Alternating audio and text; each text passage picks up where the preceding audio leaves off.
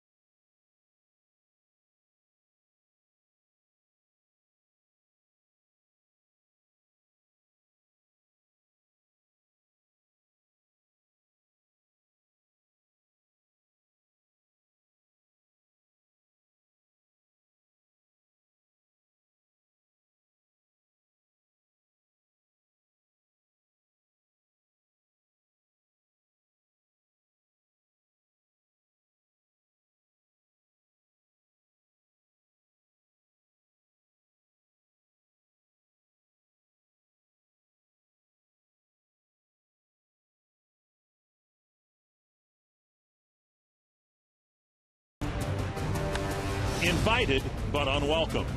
Asked but unwanted. Determined but undone. The destination is always different, but the place is always the same. The road. Someone else's territory. Some other team's ground. Lose and suffer their swarm. Win and earn their silence. Both happened during sweeps week on the first 2 legs of this trip. The Twins stumbled, but now they stand. Ready, resilient, and in the heat of a wild card race. The cliche is all wrong. You can go home again. You just need to take care of business in Tampa Bay first. And that's exactly what the Twins will hope to do. They needed a series to kind of re-spark their wild card hopes, and the Baltimore series should have done that. Let's hope it did. And you know what's nice? The last 3 ball games are all 1-run ball games, won by the Twins. Menard's batting order for the Twins in the opener. Byron Buxton leading things off. Brian Dozier batting second. Joe Mauer, Miguel Sano, Trevor Plouffe, Eddie Rosario, Torrey Hunter, Kurt Suzuki, and Eduardo Escobar. And it'll be Nathan Karns on the mound here this evening, making his 25th start for the Rays, his first against the Twins, his second career start against the Twins. Putting together a pretty good rookie season. Good fastball, very good curveball, and a changeup. He's been very steady. The Rays keep changing names, but the one constant through all these recent years has been very good starting pitching. One strike to Buxton.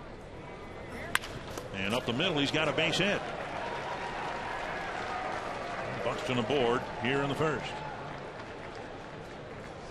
Northland Ford defense for the Rays. Desmond Jennings is in left field. Center fielder's Kevin Kiermaier. He's really, really good. Grady Sizemore in right. Evan Longoria as Drupal Cabrera.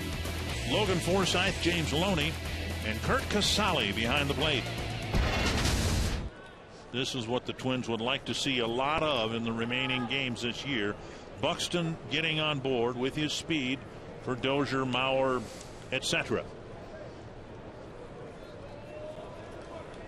The Rays, there's a ball hit to third, and Longoria looks at second, and Buxton's speed discouraged him from throwing there. Yeah, good job by Buxton getting to second base. Longoria, I don't know if he slipped, maybe didn't have a good grip on this baseball, but he did look over at second and goes, oh my goodness, he's already there.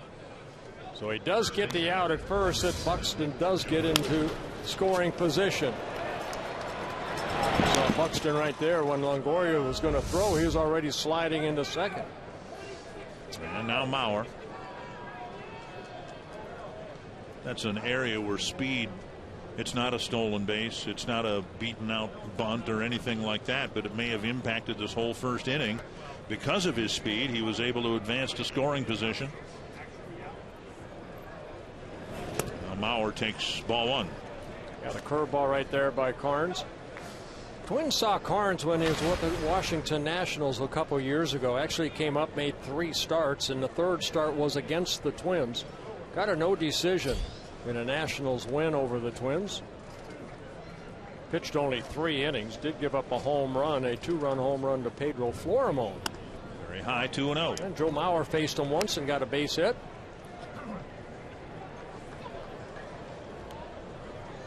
Carnes was sent down to the minor leagues after that, and then over the winter of 2013 traded over to the Rays.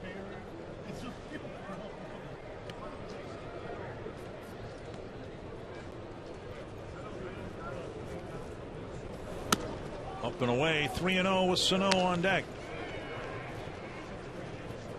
Well, control has been an issue for Nathan Carnes. 50 walks in 136 innings coming into this ballgame. Only 1 intentional walk, but he does have 133 strikeouts. Leads all Major League Baseball rookies in that department. 3-0 to Mauer. And off the plate, a 4-pitch walk. And that'll bring up Miguel Sano, a legitimate power threat in his rookie season. Well, over his last 13 ball games, he's hit 6 home runs on this road trip alone. A couple in New York, a couple in Baltimore. Continuing his way around the American League for the first time and punishing some pitchers.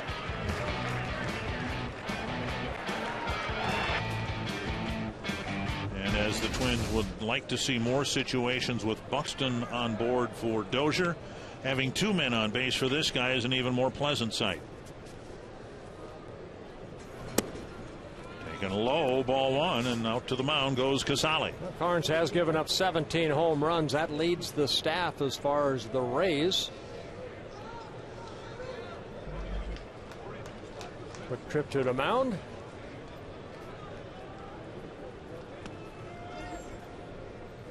Sano with the 11 home runs.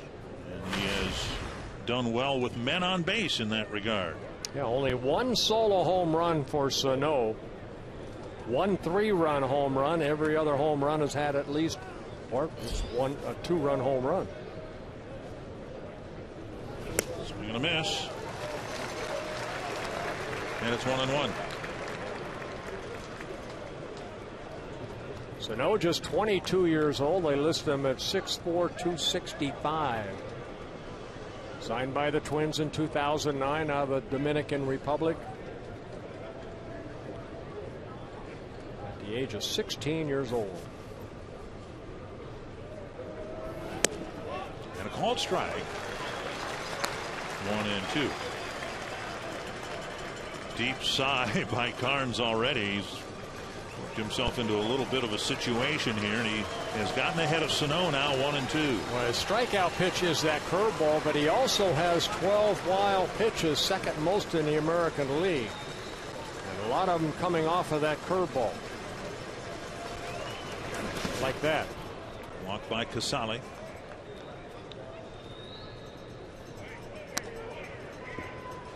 Well, that has been his strikeout pitch. Again, 133 strikeouts.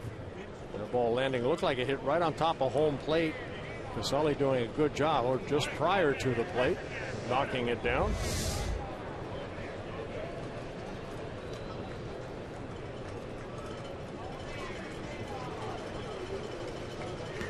Two and two.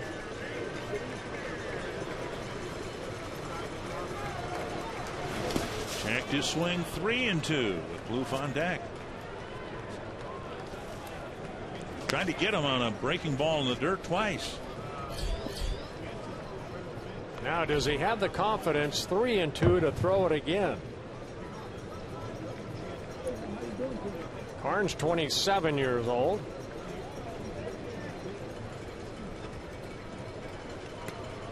Full count. A high fly to deep center field. Kiermaier back at the wall. Gone! A 3-run home run. Sano laid off 2 curves and then blasted one to center field. Carnes came back with the fastball after he missed with 2 curveballs to get the count to 3-2. And straight away center. Miguel Sano again punishing pitchers in his first meetings with them. His 12th home run of the year, his second 3-run home run. Good extension right there, straightaway center over the 404 mark. He knew it was gone, but he had to wait for Mauer to see it go over the fence. And Carnes, who's been very good since the All-Star break, 3-0 with an ERA of under 3, gives up a 3 spot here in the first inning. And now Plouffe takes a strike on the outside corner.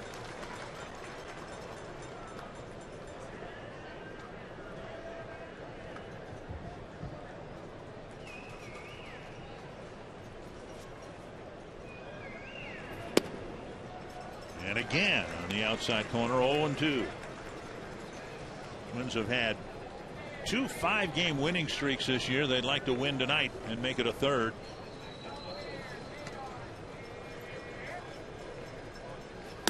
And Trevor chases a high fastball, 2 away. Carnes picking up his second out on a strikeout, his first of the ball game.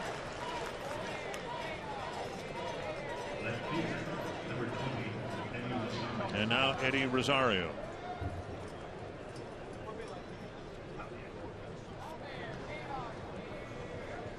Rays will put a pull shift on for Rosario with the shortstop Cabrera playing on the right field side of the infield. Swing and a miss.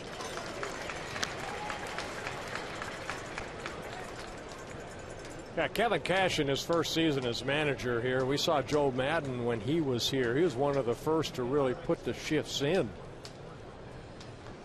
Now every team does it. And I think they're here to stay, don't you? Yeah, I believe so. 2 strikes to Rosario. I don't think Abner Doubleday invented a game where your shortstop's playing second.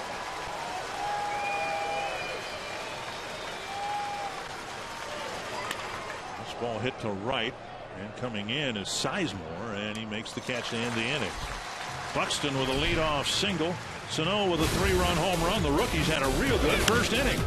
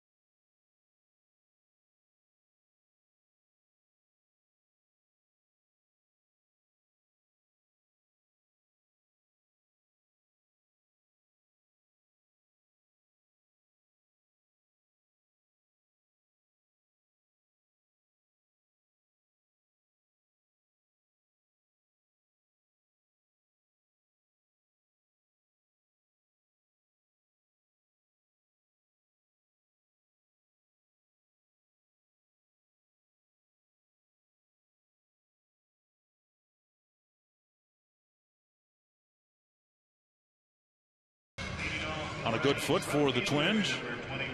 And the Rays just a little bit behind the Twins, and much like the Twins, the Rays surprising a lot of people. They're in the wild card hunt, 4th in the American League East, but playing .500 baseball. Here's the Menards batting order for the Rays. Veteran Grady Sizemore leads off. Then Desmond Jennings, Evan Longoria, John Jaso, Logan Forsythe, Asdrubal Cabrera, James Loney, Kevin Kiermaier, and Kurt Casale. And Ervin Santana on the mound here tonight, making his 10th start, his first against the Rays, and in his career, his 15th start against the Rays, 10th here at Tropicana Field. Last time he faced the Rays here, he won 10-1. He was a member of the Kansas City Royals back in June of 2013. And he shaves the outside corner, strike one. You know, we showed you the number Santana, you know, in his last 5 starts in the open, but his last start, he pitched pretty good in New York. He just gave up the two-run home runs to Greg Bird. Twins ended up losing that ball game 4-3. He did work into the 8th inning. Just off the plate, 1-1 to Sizemore. And that's what the Twins need here tonight. Go deep into the ball game. Santana usually good for that. That's chopped, and Suzuki pounces on it. A foul ball. It had some spin on it, and once it hit the ground for the second time, it spun back across the line, according to Andy Fletcher.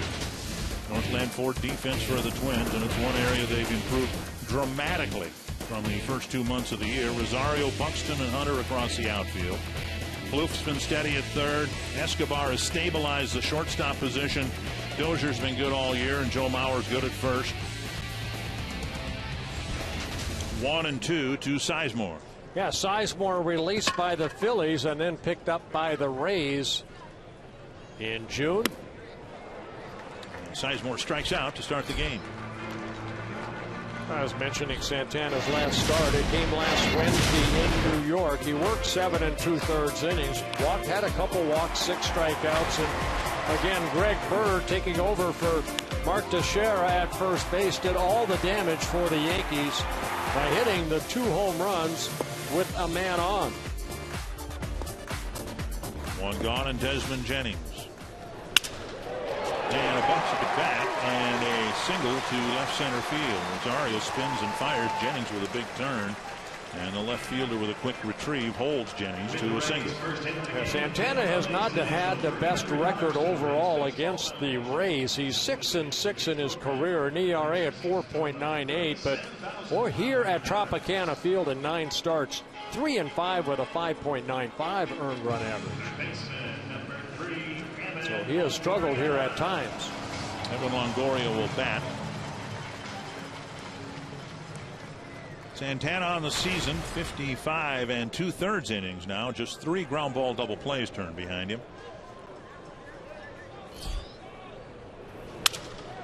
Sounded like he cracked his bat. Drops a single to right. Jennings will fly around second and go to third. It sure sounds like Santana's carving up the lumber, but a couple of 1-out hits here, and the Rays will bring the tying run to the plate. Well, Santana doesn't walk a lot of batters, you know, even though he sometimes struggles with his control. He's going to attack the strike zone, and exactly what he did right here against Longoria, who came into that 6 for 15 against Santana. That's a crack bat, isn't it? Well, it sounds like it's right off the end of the bat. Now John Jaso with runners in the corners and 1 out. But that's good hitting by Longoria that has faced him a lot of times. Fastball away, just take it with him.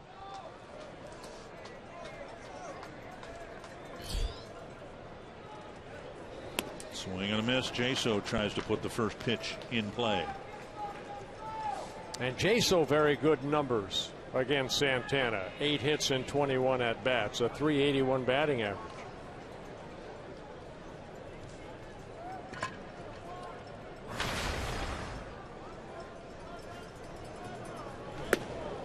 Strike 2 taken.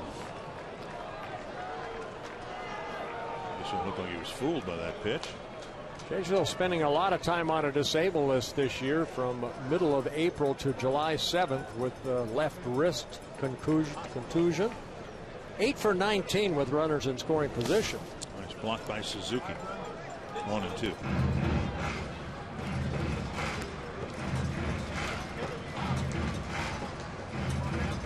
Santana, 32 years old, of course, signing with the Twins, a long-term contract over the winter, served his 80-game suspension. First game back on July 5th in Kansas City. 1-2. Tried that slider down and in, and Jaso did not swing at it. And Santana had those back-to-back starts, outstanding starts in Oakland, in Anaheim. Hitters swung at that pitch, especially with 2 strikes. Santana, a couple outs in the 8th inning, but he only struck out 6 batters in New York in his last start. Double play grounder. All right, good. 6-3, and Santana gets the double play grounder, gets out of the first with a 3-0 lead.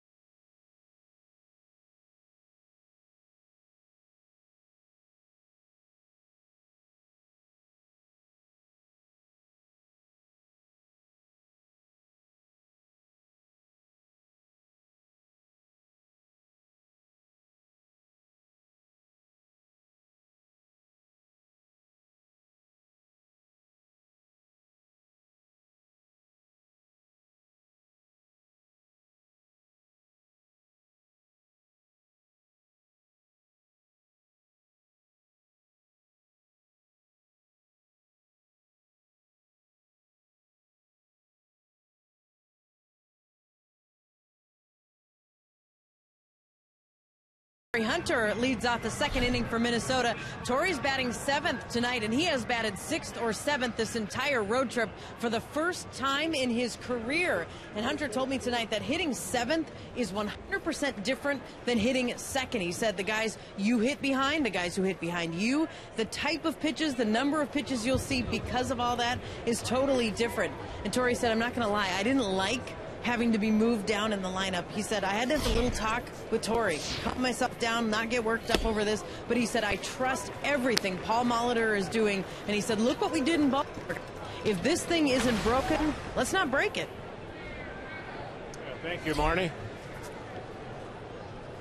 And Hunter takes a strike, now takes a ball. Yeah, until Torrey starts swinging a bat good again, I think he's going to be right here. Torrey has struggled over the last couple, 2-3 weeks.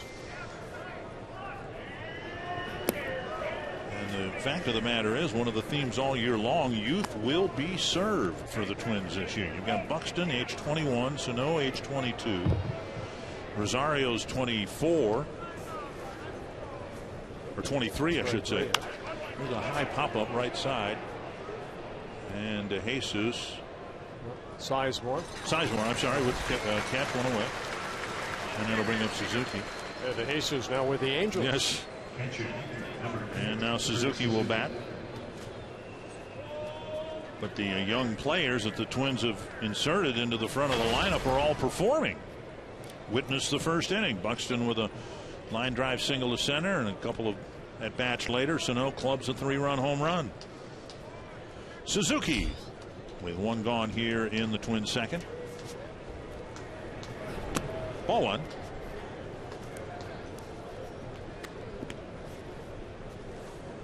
Carnes has had 10 starts this year where he's allowed 3 hits or fewer, most in the major leagues.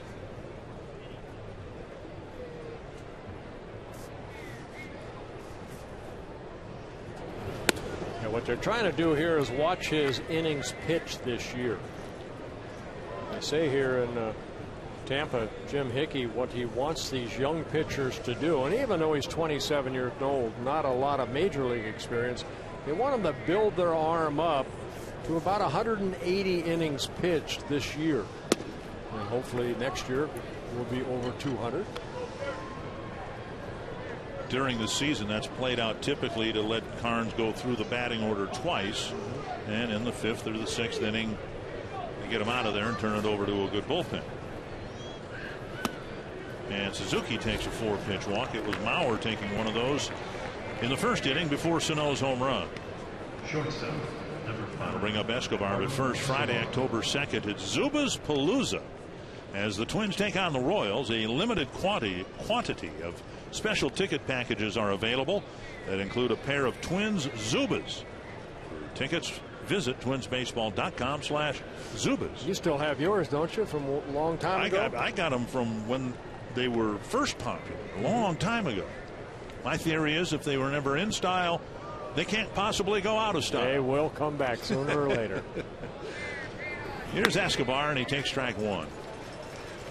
Escobar not having the type of year that he had last year, but he's having a better year than he had in any year prior to last year. He was a .228 hitter in the big leagues before last year. It's just last year he hit .275, and this year he's hitting .246.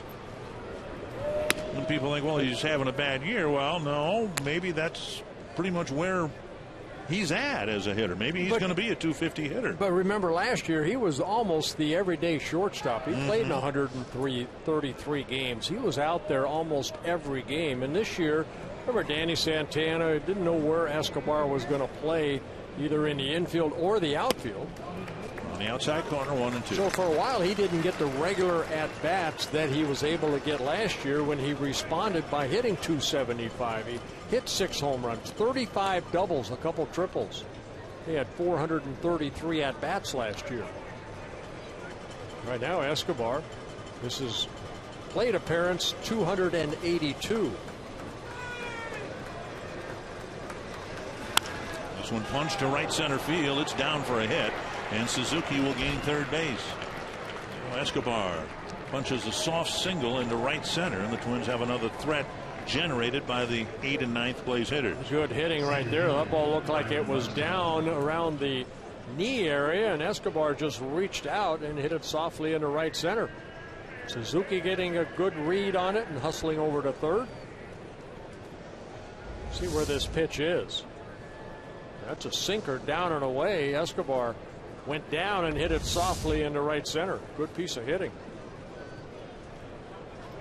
And now Buxton in line to single to center.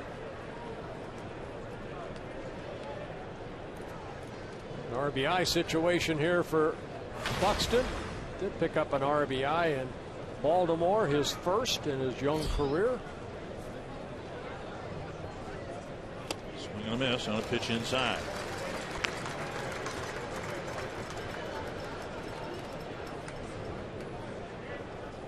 Aaron Hicks is doing well. The Twins anticipate reactivating him in early September after the rosters can expand.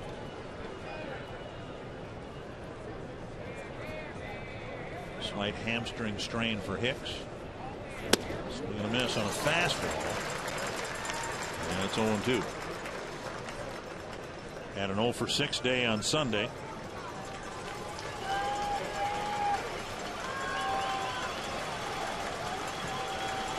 Since he's come to the big league club and played with Miguel Sano, the team's 4-0.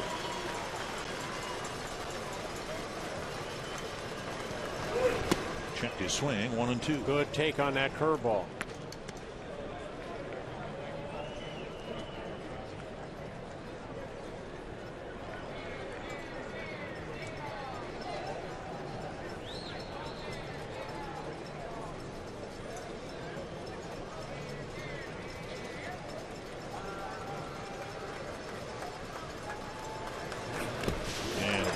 Gets a swing and a miss, 2 down. He didn't lay off the second one. That was down and away.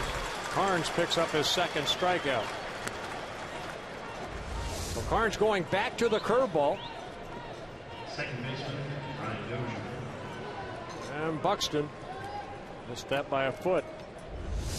And the runner at third with one out is now a runner at third with two out. And here is Dozier.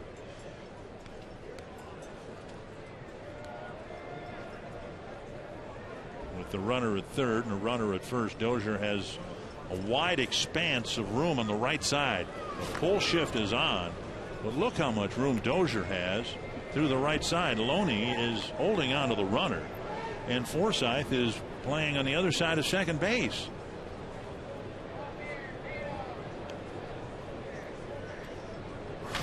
Dozier faced that shift in the first inning and grounded the first pitch to Longoria.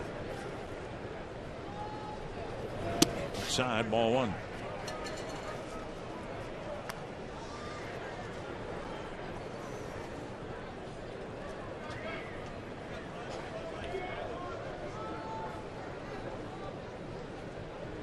Twins trying to expand an early 3-0 lead.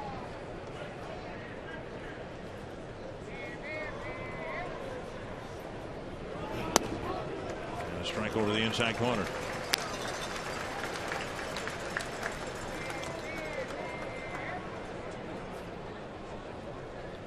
Got to be tempting. You're a right-handed batter and you're just looking at an open infield.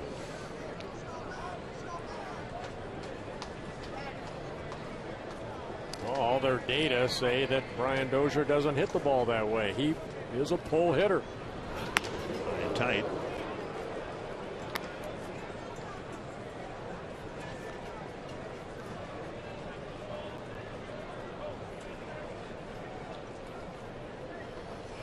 Carnes just making his 30th career start. 8 wins, 7 losses in his career. He's just worked over 160 innings.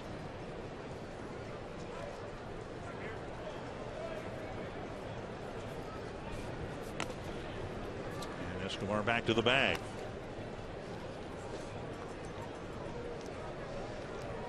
The Rays starting pitchers have pitched 80 games this year where the starters given up 2 runs or less. That's the most in the major leagues, and the Twins hung a 3 spot up on them in the first inning. 2-1 to Dozier. Now 2-2. A couple of throwovers to Escobar because that's one area that Carnes has had trouble with. 19 stolen bases against him. This is a 2-1 curveball. It's right over the plate. Looking for a 2-out hit from Dozier. Popped up to right, and Sizemore with the catch. The Twins put a couple runners on, leave them there. It's still 3-0.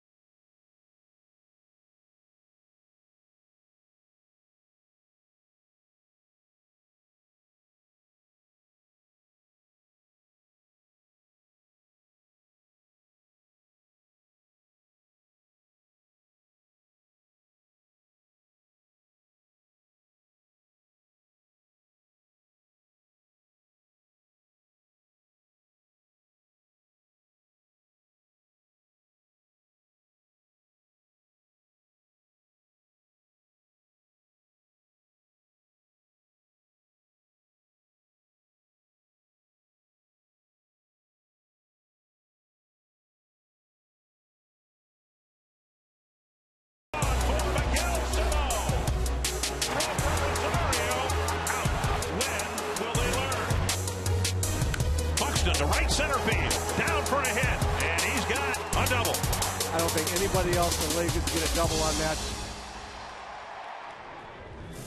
And already tonight, the rookies have put on a show. Buxton with a single, Sano a 3-run home run.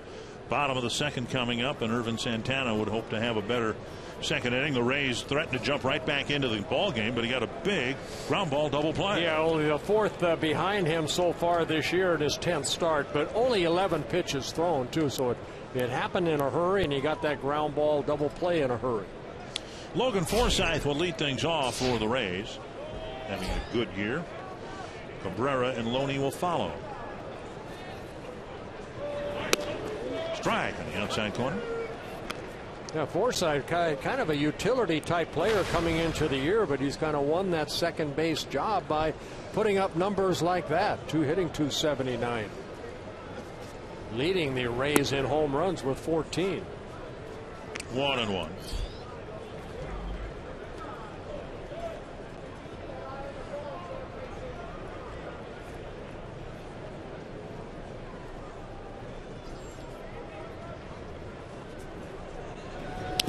The backstop, 2-1. Twins took 2 out of 3 from the Rays in Minnesota. Now Santana kind of torquing his. It really opened up on that last one and threw it wildly past Suzuki and toward the backstop. Having done that, everybody will be watching this next pitch very carefully. Crack to left. Third base hit for the Rays. A solid single leading off the second inning. And he's doing more of the trunk turns there. Cabrera will bat. Time now for you to tweet your strongest fan photo. Hashtag North Data Strong Fan. You might just see yourself in an upcoming broadcast. Just think of sending pictures that we'd want to see. Right? Brought to you by T-Mobile. Here's Cabrera. Cabrera spent some time on a disabled list, now activated, and he is having a very good month of August where he's hitting .397, 31 hits in his last 78 plate appearances or at bats. Cabrera in his first season with the Rays, last year with the Nationals. Twins saw a lot of him when he was with the Cleveland Indians. Off the plate, ball one. Santana didn't show any or give any gyrations after that pitch.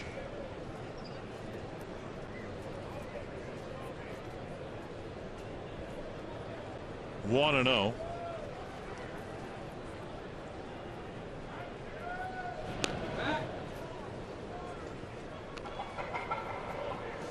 Forsythe at first base, 9 stolen bases in 12 attempts. Rays have 73 stolen bases. They've been caught 35 times.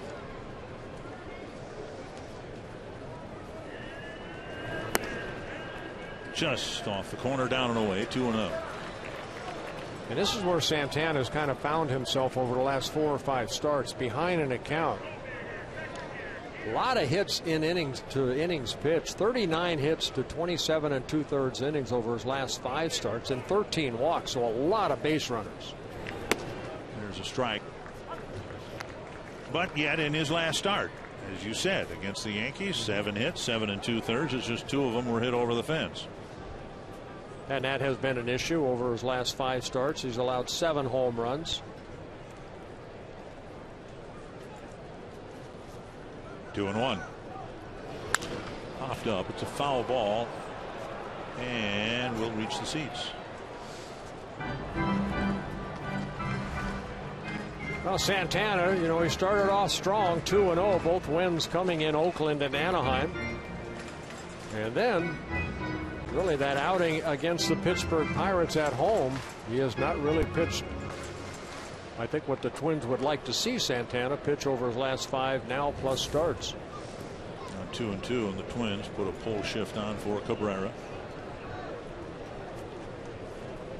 That's hit a long way foul. Still 2-2.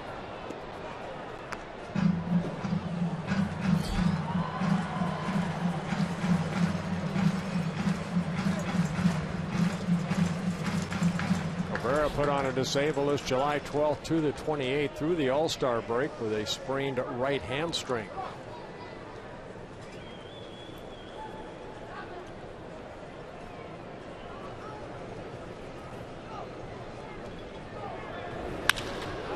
Base hit to right center. Trying to shoot the gap. Put the Rays on the board. Forsythe to third. They're going to wave him around, and he'll score. And Cabrera on his way to third with an RBI triple. 6 at-bats into the game, and Santana's already yielded 4 hits.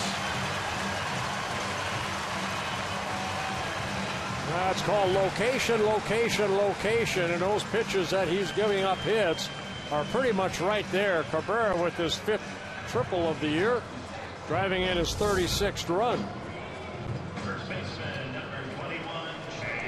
Wants that ball away, but too much of the plate. Cabrera reaches out and hits it all the way to the wall here at Tropicana Field. By the time Buxton did it back in, the tying run is at third base. James Loney, the batter. Twins playing the corner infield up and back up the middle. Nobody out here. And I said the tying run. No, Cabrera would be the second. Right. Loney was handed a 1-game suspension today for a run-in over the weekend with Paul Nart, an umpire, and he's going to appeal that.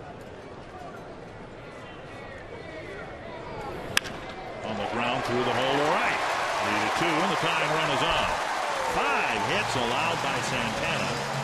And where would he be without that ground ball double play in the first? 3-2.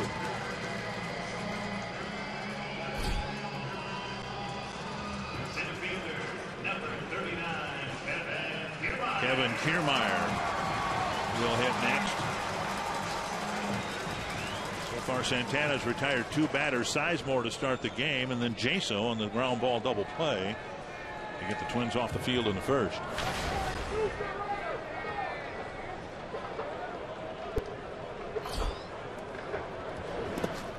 And Suzuki fires to first, digging the pitch out of the dirt. Ball 1. Kiermaier squaring the bunt.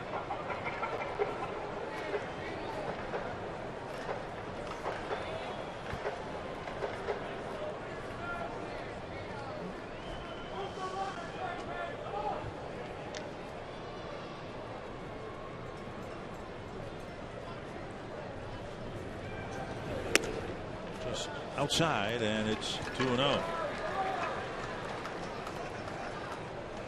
Kiermaier, 25 years old, in his 3rd season with the Rays, a September call-up in 2013. Last year played in 110 games.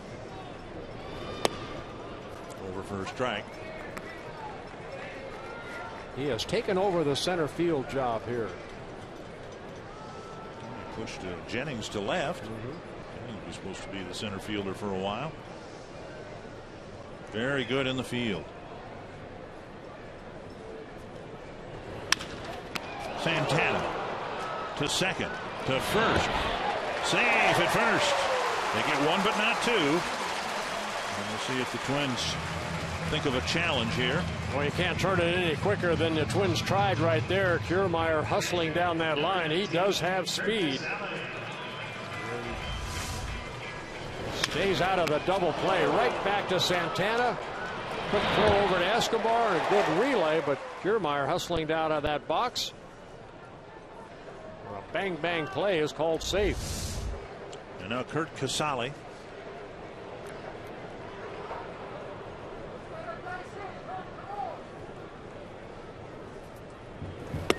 Swings through a breaking ball. 1 strike.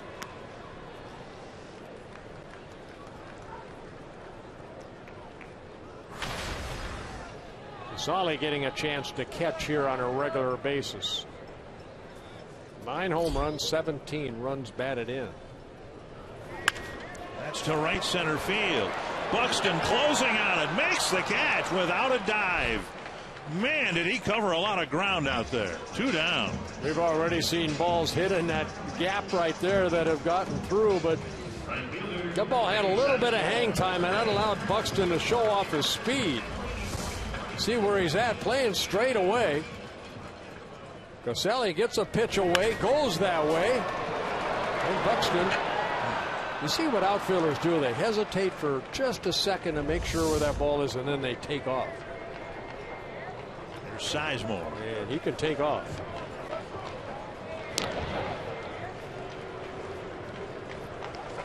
Kiermaier at first base now. He's 13 stolen bases in 16 attempts.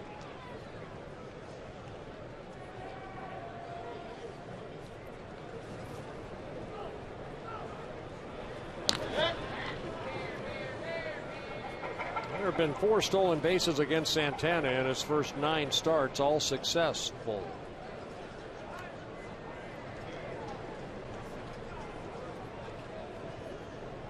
Rays have come back with a couple here in the second. Tying run at first, 2 down.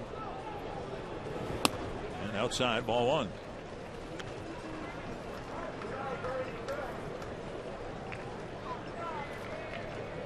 Well, you look at Sizemore. By my account, the homework that I did, 7 different surgeries he has had since 2009.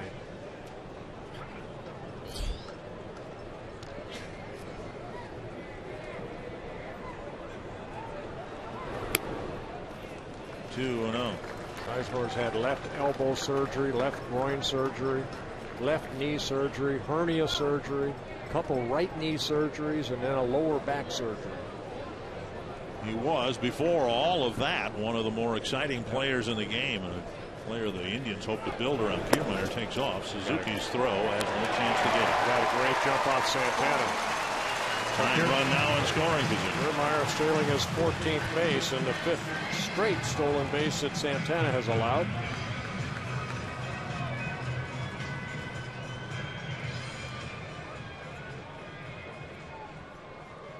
Now a big at bat here. Sizemore can tie the game up with a hit to the outfield. 3-0. A base is open. Desmond Jennings on deck. And Suzuki will go to the mound. You know, Sizemore, when he was with the Indians, you mentioned it, Dick. I mean, he was the upcoming poster boy for the Cleveland Indians. He became the first Cleveland Indian in their history to have at least 30 home runs, 30 stolen bases, and 30 doubles in one season.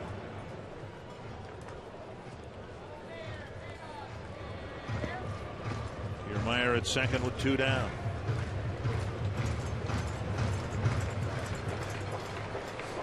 First pitch coming toward Sizemore this inning. He needed only 11 in the first. And a strike, 3-1.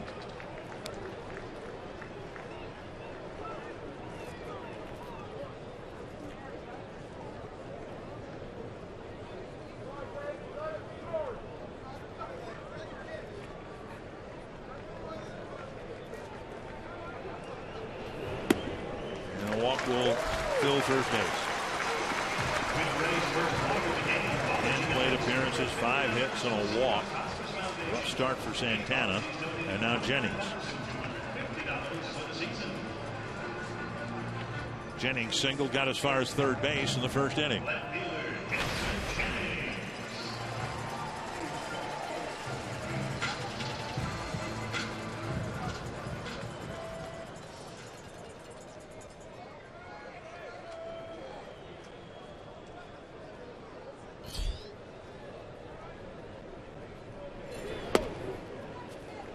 First pitch strike. Jennings had left knee surgery back in June, just activated a couple weeks ago.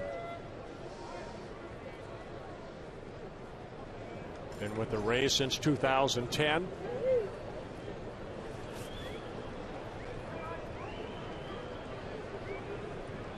Santana steps off with Kiermaier edging off second base.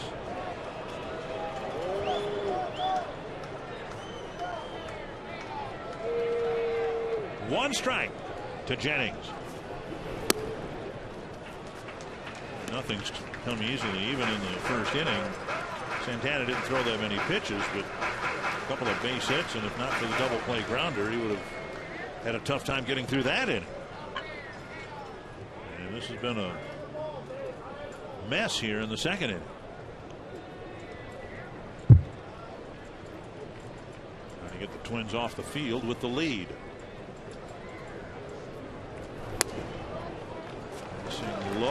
inside, maybe 2-1. Well, as that pitch count mounts in today's game again, what the Twins need is a starter to go deep into the ball game. Last two quality starts have been off the rookie, Tyler Duffy. Will be pitching here tomorrow night.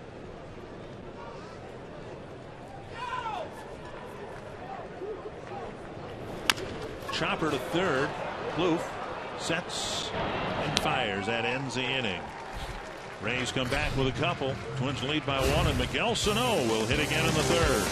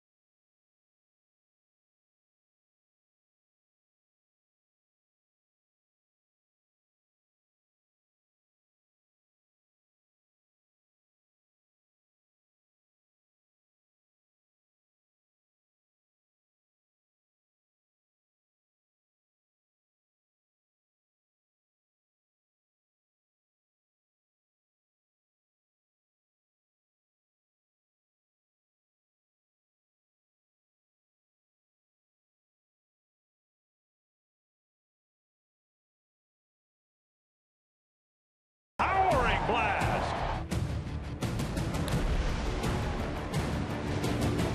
Sano gives it a ride to left field. Gone! A home run for Miguel Sano.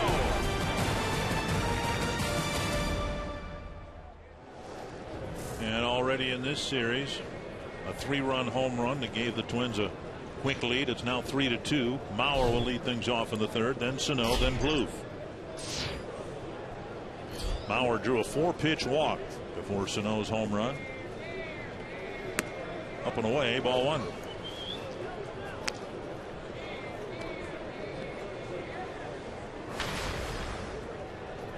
Should have gotten a pretty good scouting report on Nathan Carnes, his pitching coach. Most of last year was the Twins' major league pitching coach. Neil Allen at Durham.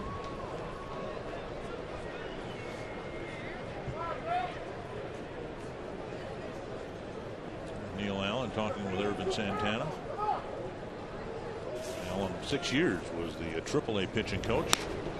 And now 3-0 again to Mauer to start the third inning. Yeah, I'd like to see that. That's what you want your pitching coach to do, is talk that starter between innings. And Santana, of course, has struggled. Neil Allen trying to help him out right there. What he sees today. Don't tell him after the ball game, after the game's over with. Tell him now.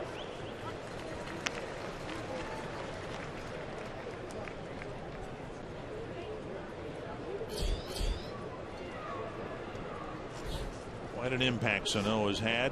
Mauer trying to get on board for the rookie, and he will. This time a 5-pitch walk, and Mauer's aboard. This came up in July, so he's not played 2 months in the big leagues yet, but in that time, look what he's done. Yeah, called up July 2nd. 12 home runs now. He's driven in 37 runs, scored 27. And maintaining a pretty good batting average at .292. 2 home runs hit in New York, 2 in Baltimore. In his first at bat here in St. Pete, a 3-run home run. Inside to Sano, ball 1. Again, the designated hitter. Played third base and some first base in the series finale in Baltimore.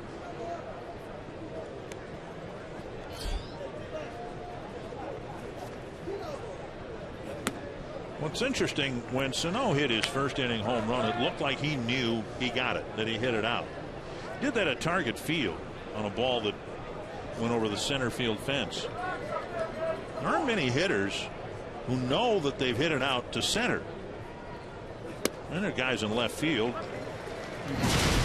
get to know from the feel and the sound that it's going, but center field, he just put his head down. He knew he got it. Well, you know what? Carnes had just missed a couple breaking balls to get the count to 3-2, and he challenged Sano, and he lost the battle. Now 3-1 to Sano with Plouffe on deck. Carnes has already walked 3 in a ball game. Had 50 walks coming into the ball game in his first 24 starts, covering 136 innings. And he's in danger of throwing that other fastball right here to a powerful hitter. Checked his swing, and he takes a walk. A couple of 5-pitch walks to start the third. The Rays have just scored 2. Now it looks like Carnes might be giving them back.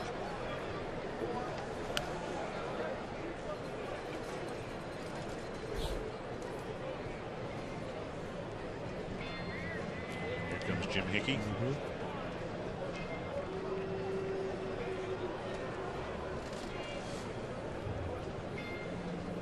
Our Zoop.com trivia question, with Jim Hickey and Nate Carnes talking about something else entirely, I can promise you that. Which Twins player has the most career hits at Tropicana Field?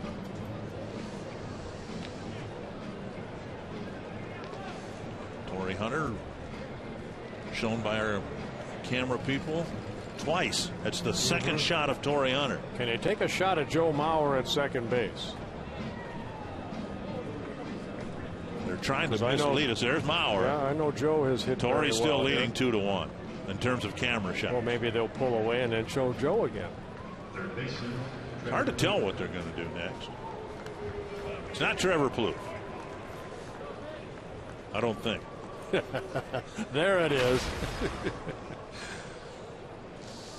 Plouffe with 2 men on, nobody out. Well, Trevor, if he does, he'd like to add to that right here. Whatever he's had here at Tropicana Field. And he takes up high. Ball 1.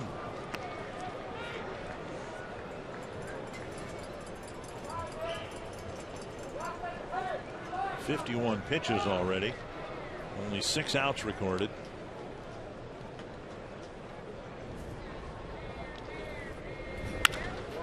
Drilled to the third baseman. And Mauer and Sano do a nice job not getting doubled off. He hung a breaking ball right there, and it was hit sharply, but right at the third baseman, Longoria. And now Rosario. Twins had a chance to add to the lead in the second. They'd like to take advantage here in the third.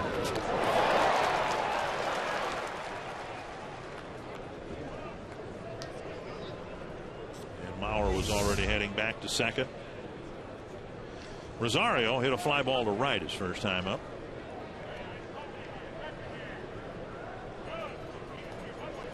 Generally this year, when Rosario's average has dropped into the low 270s, he has a good game.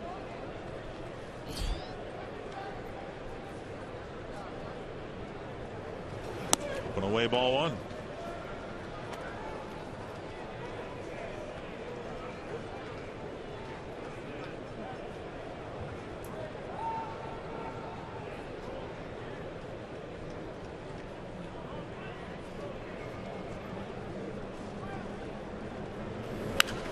Up, backing out of play. 1-1.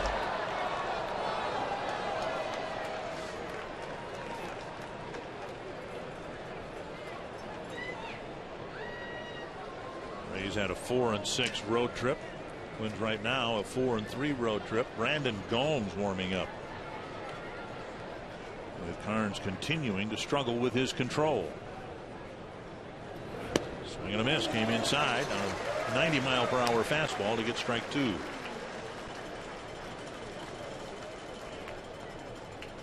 See many fastballs in the inner half that Rosario swings and misses.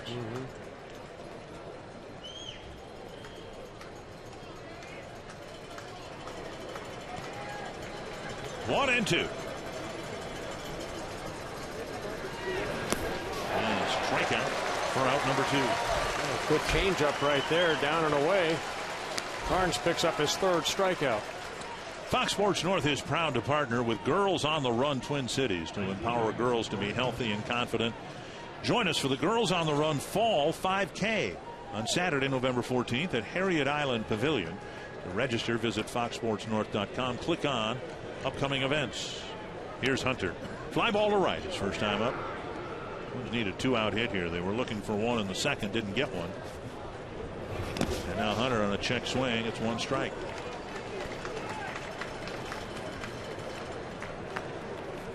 Twins at first and third, 1 out in the second. And now here in the third, first and second, nobody out. Carnes got Plouffe to line out, Rosario to strike out. 1 strike to Hunter.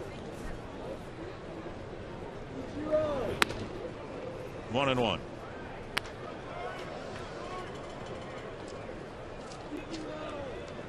Rays starting the day a game behind the Twins in the wild card standings.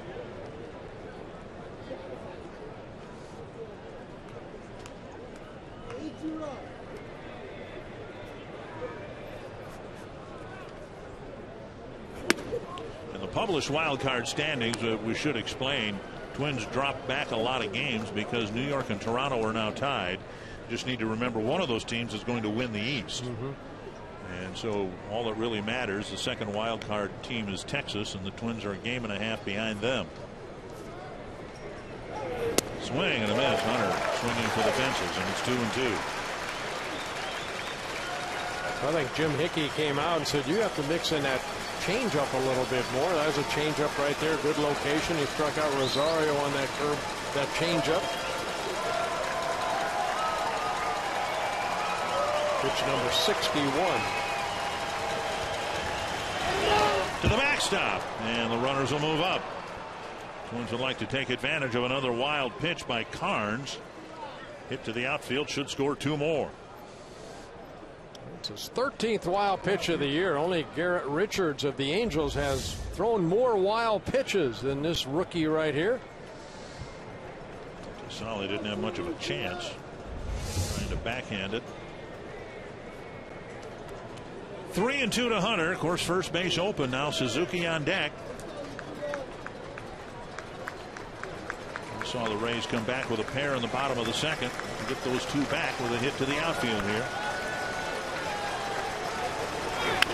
And that'll work. Hunter drops a base hit into center. The wild pitch scores a second run, and the Twins lead it by 3 again. Torrey Hunter, that's a big hit for Torrey. He had been struggling at the plate, got a pitch up and just hit it into left center. Picking up a couple runs batted in. That was 63 on the year. And the Twins take a 5-2 lead. Pitch left right there. And Torrey, as Joe Mauer scores, Sano follows him. And Carnes upset. Now Suzuki, who drew a 4-pitch walk, his first time up. Swing and a miss.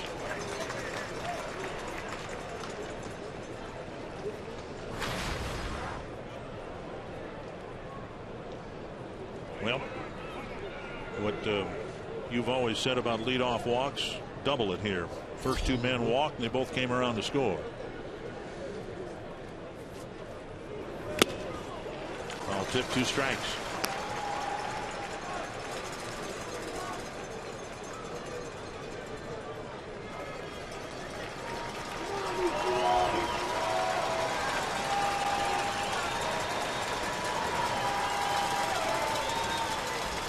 He hit 19 in the first, 21 in the second. This will be pitch number 25 this inning. And it's hit foul.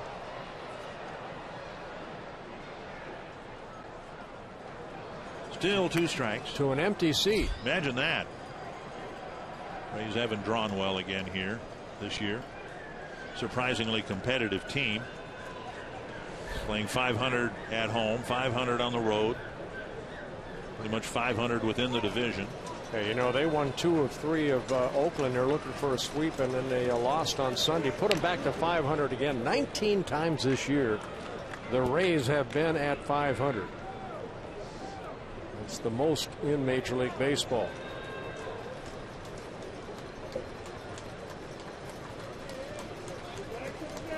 Two strikes to Suzuki. Just off the corner. You know, the Twins descended to that level, but you got to look at the close pitch on 0-2. Good curveball here, just a bit outside. 1-2.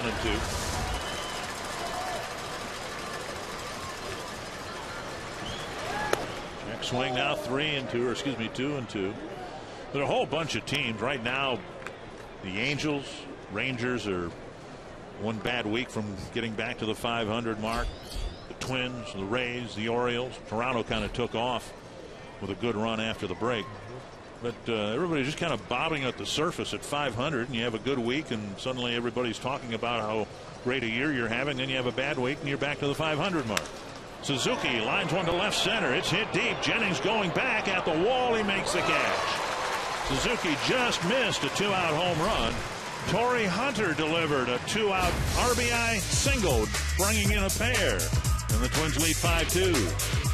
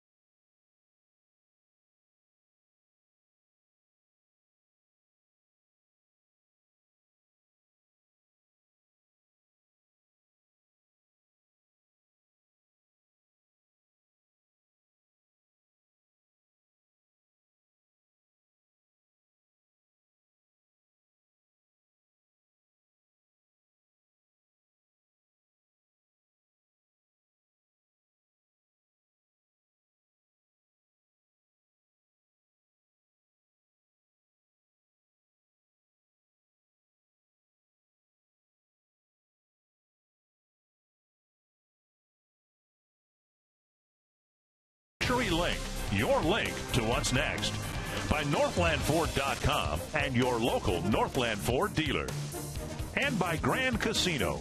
The best stories start here. Neither starting pitcher's been very good so far here tonight. Irvin Santana will try to get into a bit of a rhythm or flow. Torrey Hunter's pushed the lead back to 3 with a 2-run single.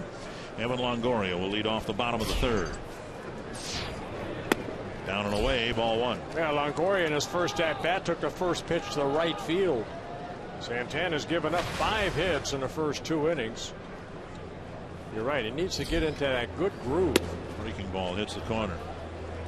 Starts a couple breaking balls.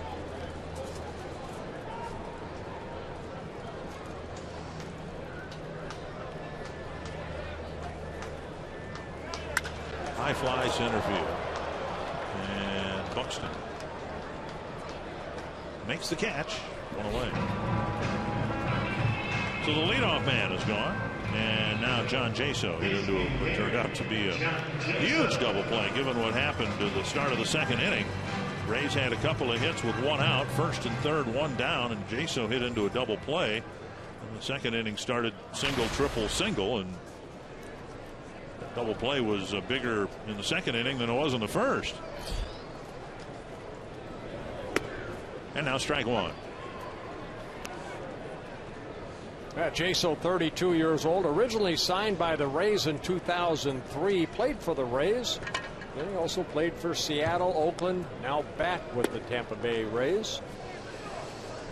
1-1.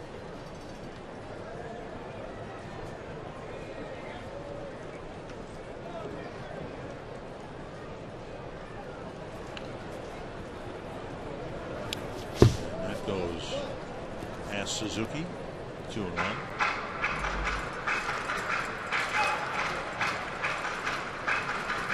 Montana's 2 wins came back-to-back starts right after the All-Star break in Oakland and in Anaheim, and he hasn't won since in 5 starts. You know, everybody gets ready in the batter's box different ways, but look where Jaso puts that front foot. To right center field. He picks it up and steps toward the. Jaso digging for 2. Here's Buxton's throw, a little bit offline, and it's a double. Well, Santana left another pitch up, and Jaso, who came into the ball game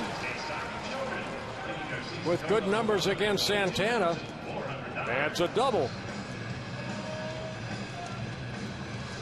Well, he puts that right foot way in back of the batter's box.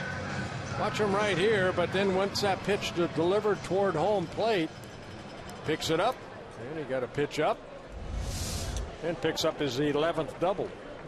Longoria kind of does that from the right side. He's got both feet kind of on the back line of the batter's box. There's Forsythe with a runner at second and 1 down. Strike 1 over the inside corner.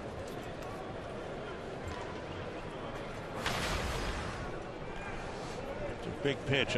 You talk about that being able to pitch outside, but you also have to get strikes in the inside corner, don't you? Yeah, he's got the 4-seamer, 2-seamer.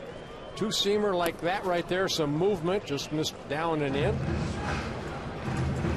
The velocity is there for Santana. I'm seeing 92 to 94 mile an hour range. It's just a location. Just leaving some pitches up that are very hittable.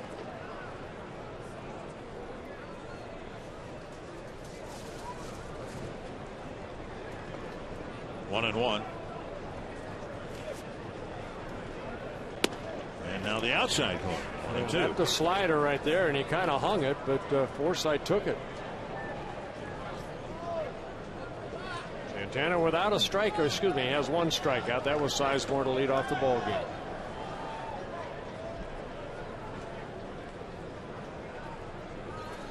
One and 2. And outside. Got some cake brought up to us by Dukes Knutson. Pressbox attendant. He wanted me to say hello to all his family and friends in Minnesota. Served Target Field in the press box for a couple of years before coming back here to St. Pete. 2-2 to Forsythe. Answer to third. Bloof looks the runner back. Over to Maurer. 2 down.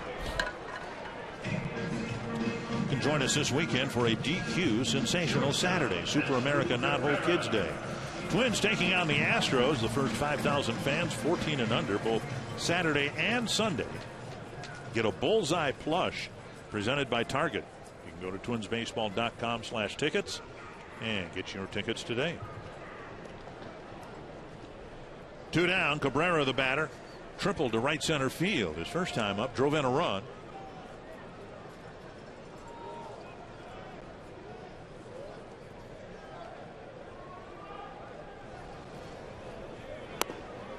Down low, ball 1.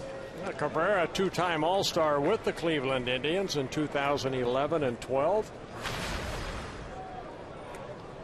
Originally signed by the Mariners, Seattle Mariners in 2002 out of Venezuela.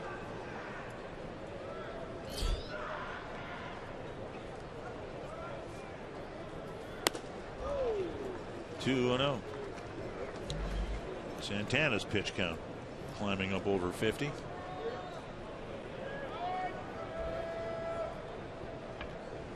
Yeah, strike to ball ratio not where Santana would like it. 29 strikes, 22 balls.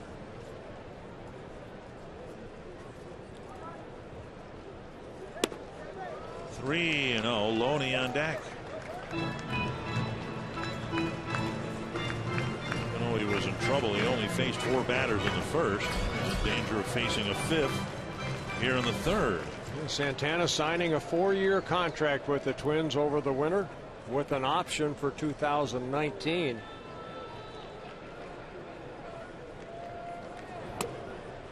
Missed outside. The 1-out double, now the 2-out walk, and Loney comes to the plate. Second walk for Santana. Loney with an RBI single. Again, he's appealing what happened here on Saturday. Paul Nart, the home plate umpire, ejected him, and then Loney chest bumped him a little bit. And for that chest bump, he was handed a 1-game suspension that he is appealing. Rays have scored twice, left 3 men on, and now Santana trying to leave these 2 guys on, and down and in. Suzuki has to dig another one out of the dirt. Ball 1.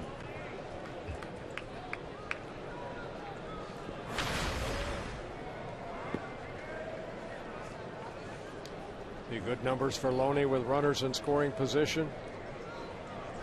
Delivered a single in that category in the 2nd. Very high, not close. He's missed badly to Loney twice in this at bat. Yeah, there's no consistency in the strike zone right now for Santana, all over the place. He's taking a little stroll behind the mound, try to regroup, make a couple good pitches here, get out of this inning.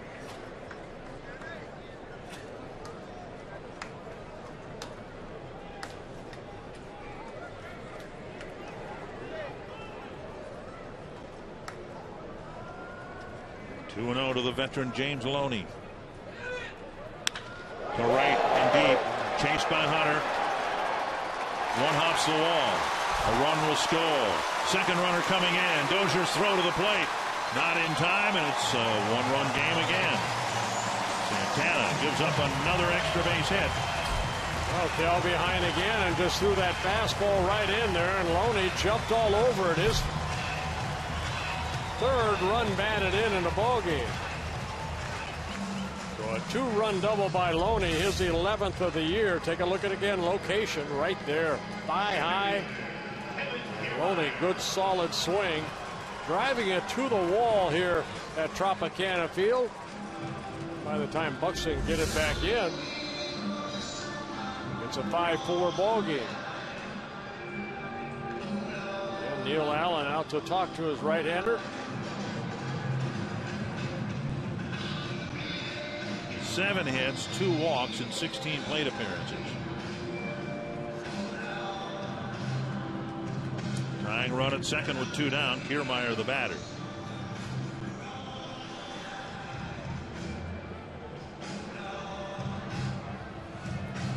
J.R. Graham starting to loosen up in the Twins bullpen. At least 2 hits in every inning. Yeah, that first inning got the double play off the bat of Jaso, but the last 2+ innings, way too many pitches.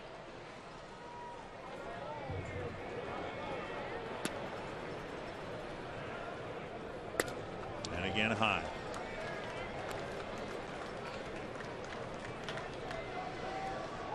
Ball 1 to Kiermaier. Hit a comebacker to the mound. Also down the line to stay out of a double play.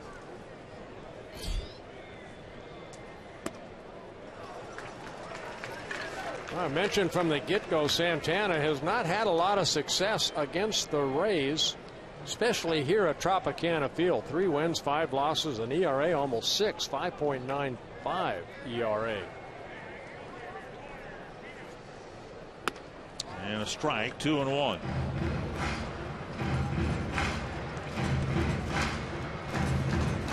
Four batters faced in the first. In the second inning, 7 batters. And now this is the 6th batter, Santana. Time called at the plate. 6th batter Santana's had to face in the third.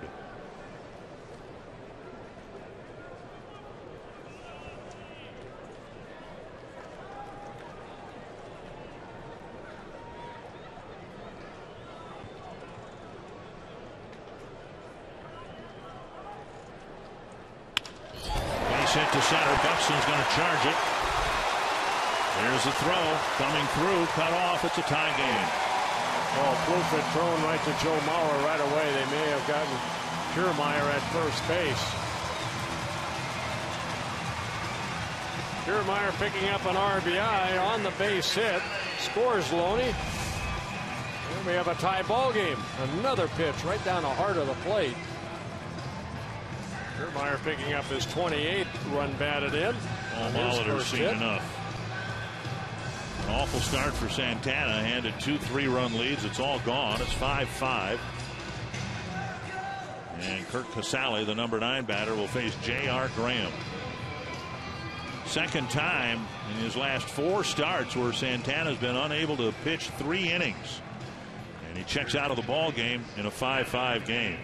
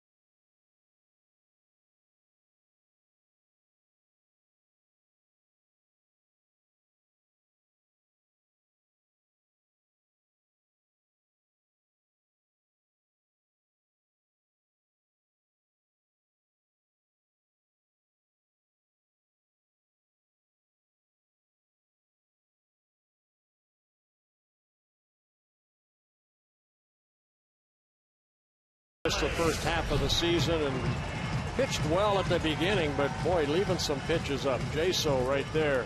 You can see the location of that pitch. And Loney, a little bit of movement, but still out over the plate, just above the knees. And then Kiermaier, that ball's right down the heart of the plate, brings in the tying run. 2 down, a runner at first. Kurt Casale will face J.R. Graham.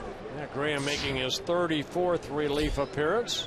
So he's going to be asked to go, hopefully, 2-3 innings. Kiermaier got a great jump, steals his second base. Suzuki did not even attempt to throw. Second time that Kiermaier has stolen easily. And you see the high leg kick. Running on first movement, and he gets in the scoring position. Breaking ball on the bat comes out of Casale's hands and luckily missed, I think missed, both Suzuki and Andy Fletcher, the home plate ump. Casale, 8 of his last 16 hits have gone over the fence, so he's swinging aggressively. 8 home runs since the break, 9 on the year.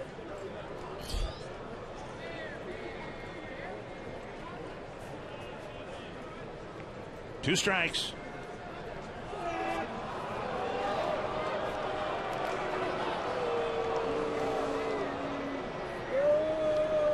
Graham, of course, a Rule 5 pickup by the Minnesota Twins, making his 34th relief appearance. High earned run average.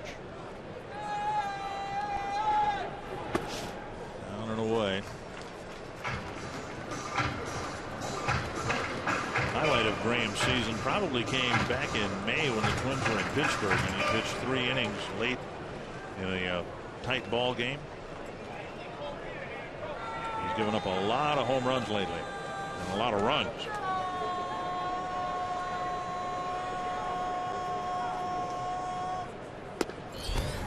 And now 2-2.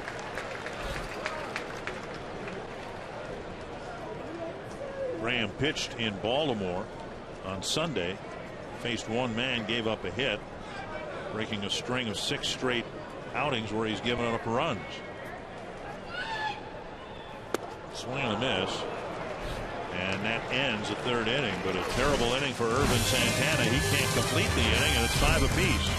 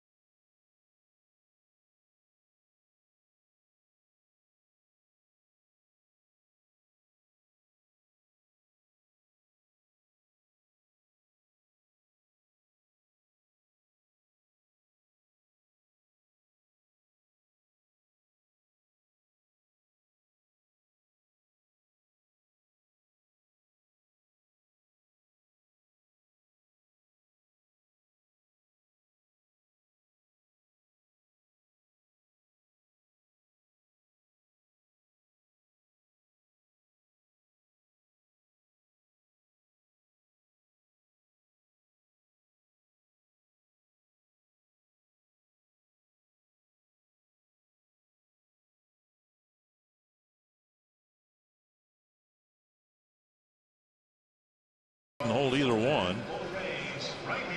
And now both teams have gone into the bullpen. The Twins had to use J.R. Graham to get out of the 3rd, and now Matt Andriese will pitch for the Rays in the 4th. Yeah, Andriese did make some starts for the Rays earlier this year, now making his 15th appearance overall. 48 2/3 innings, 52 hits allowed, 6 home runs, 11 walks, 35 strikeouts in his rookie season with the Rays. Jennings out of the ball game. Daniel Nava is in left field. Eduardo Escobar will lead off the 4th, then Byron Buxton and Brian Dozier. And the first pitch, a strike to Escobar, who singled his first time up.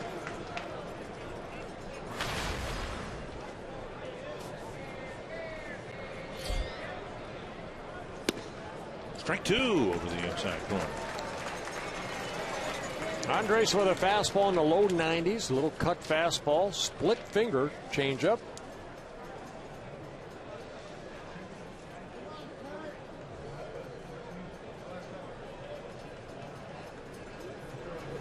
Up high, 1-2.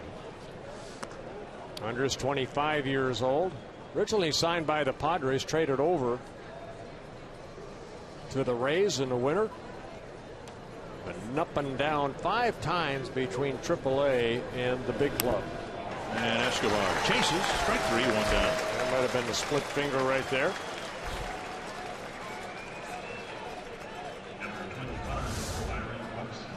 Take a look at the pitch. Something that sunk down and away. 1 down, and here's Buxton. Singled and scored in the first, struck out swinging in the second. On the outside corner, a strike.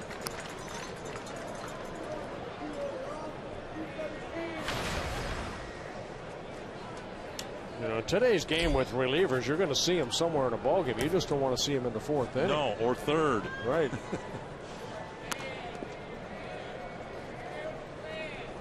You get 3 runs in the first, and you think we got a veteran pitcher going on the mound. This should be a good night, and instead it's a brand new ball game here in the 4th. Side to Buxton, 2-1.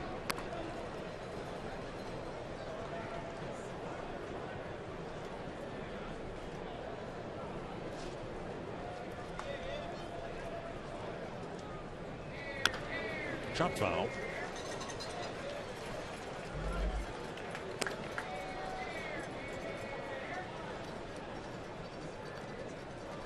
Two and two for the Twin center fielder.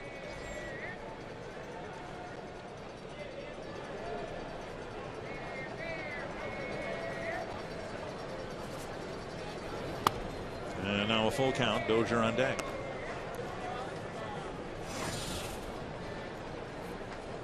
Twins have had at least 2 men on base in every inning so far, but of course now the Rays have turned it over to their bullpen. One down, full count to Buxton. He takes outside, ball 4. So Buxton, who hit his way aboard in the first, is given a walk now, and for Buxton 60 at bats, and that's just his 3rd walk. The Twins have taken 5 walks. Carnes, who worked the first 3 innings, walked 4. Here's Dozier. Bouncer to third and a fly to right.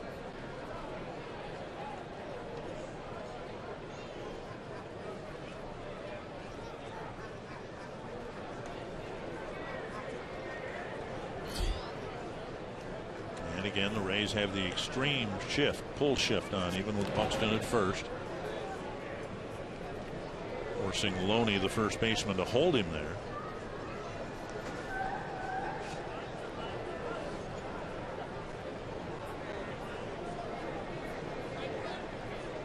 Andres with that wide open stance. There he comes straight up. Playing tight, 1-0.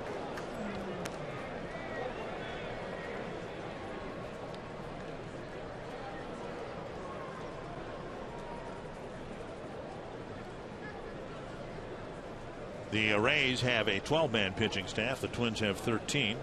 Just mentioned in passing, we might see all of them here tonight. We saw the relievers. I think we saw them all in Baltimore. We don't need to see them again.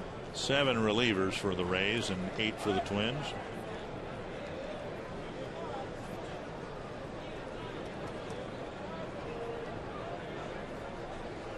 One and 0 to Dozier.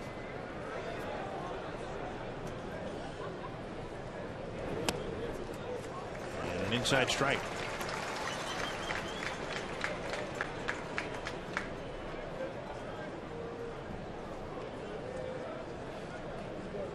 See if Buxton tries to steal a base here.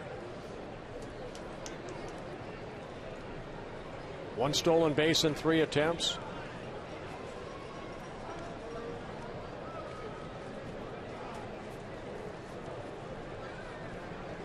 Yeah, swing and a miss, 1 and 2.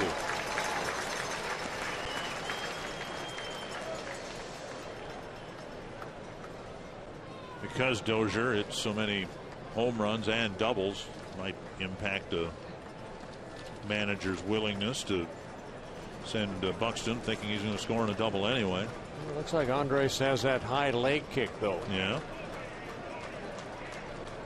1 and 2. Buxton chased back. Dozier with 31 doubles, 3 triples, 25 home runs.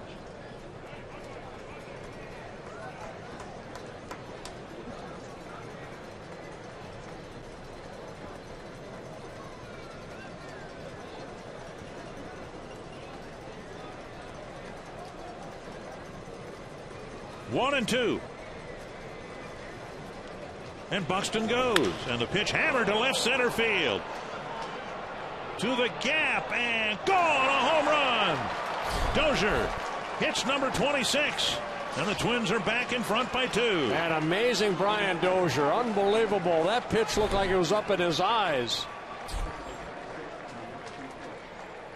And Brian Dozier puts the Twins up again. His 26th home run. Number 7, Johan. Take a look at this pitch. Where is it? I mean, it's up and away. And Brian can do that. I don't know how he does that. A lot of guys have popped that ball up, but no, Brian Dozier, he's still able to square that high pitch up and hit it for distance. Back in front by a pair. Now outside to Mauer.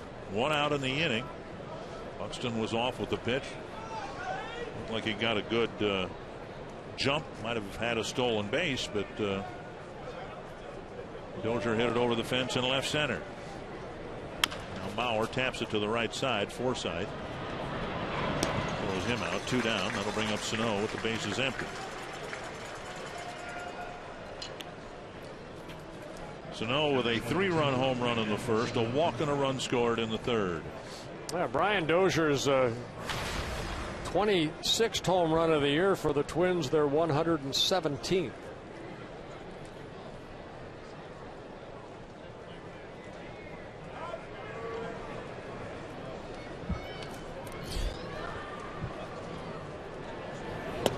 Over the inside corner, a strike.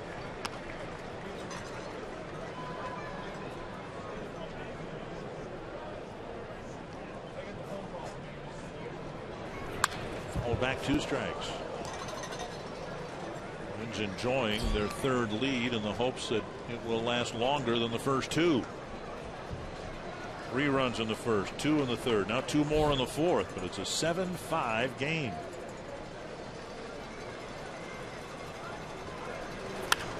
Fouled away. I'm surprised he got a strike on 0-2. Something you can put the bat on.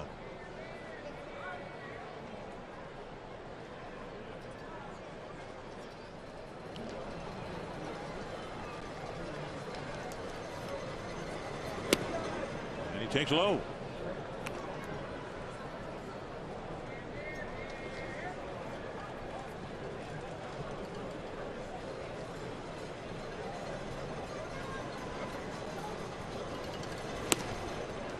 It'll be a fun weekend.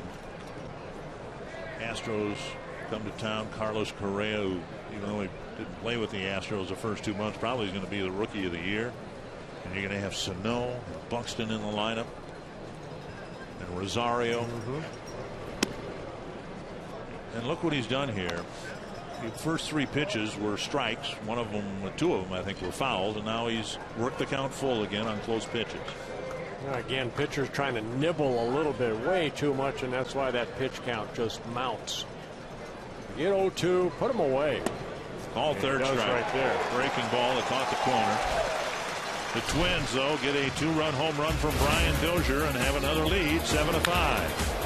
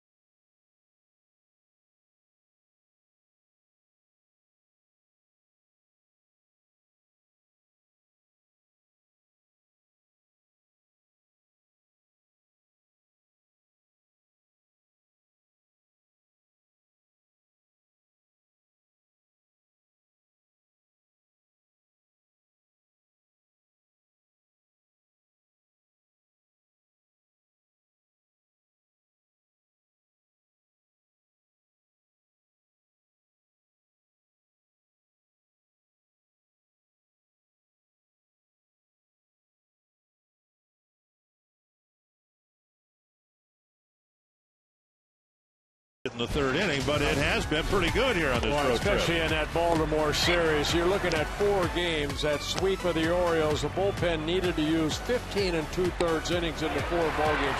Only 5 hits allowed, no runs, 4 walks, 16 strikeouts. Bullpen was 3-0 with 3 saves. So the guys came in and did their job. I mean, look at 15 2/3 innings. That's average, what, 4 innings a game. That's way too much. Now one of them was an extra inning game on Sunday. Ball one to Grady Sizemore. Desmond Jennings has been taken out of the game. Daniel Nava will hit for him. Yeah, you know, when Jennings hit that ground ball to Plouffe at second base, he didn't look very good running down that first baseline. The speedster maybe having some leg problems. Well, you hope that's what it is. 2-0. Then fouled back 2-1. Well, Graham got the Twins off the field in the third. Now a fresh start. Bases empty. See if he can take the Twins through the fifth inning anyway with the lead.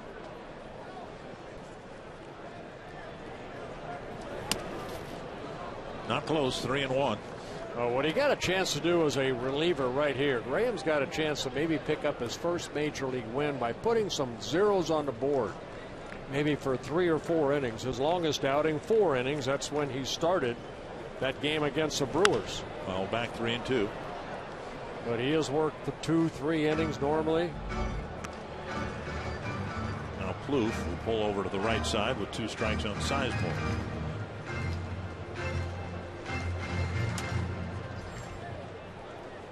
What the Twins wouldn't give for a 1-2-3 inning.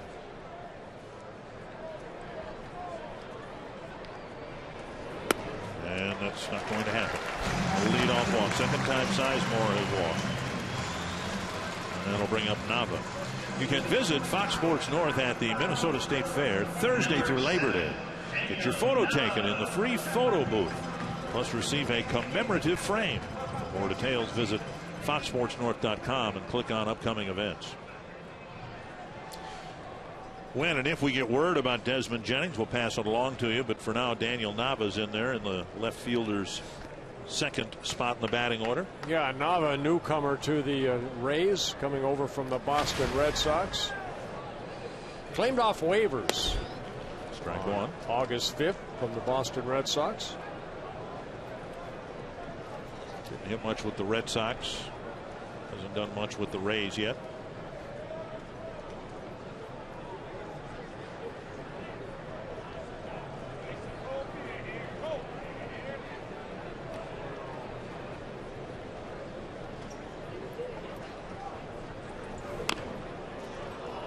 Is a foul ball, and now 2 strikes to Nava.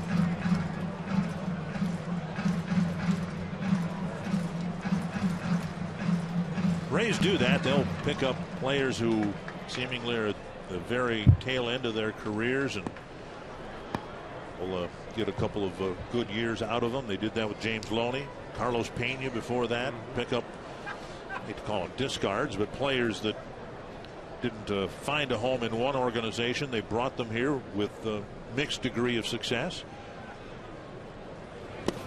Down and in, and that hit Nava on an 0-2 pitch. The ball brushed him, and now Graham's worked himself into a jam of his own. Yeah, breaking ball right there, inside too far, and Nava taking first base. And now Longoria with 2 men aboard. 4th hit batsman by J.R. Graham on the year.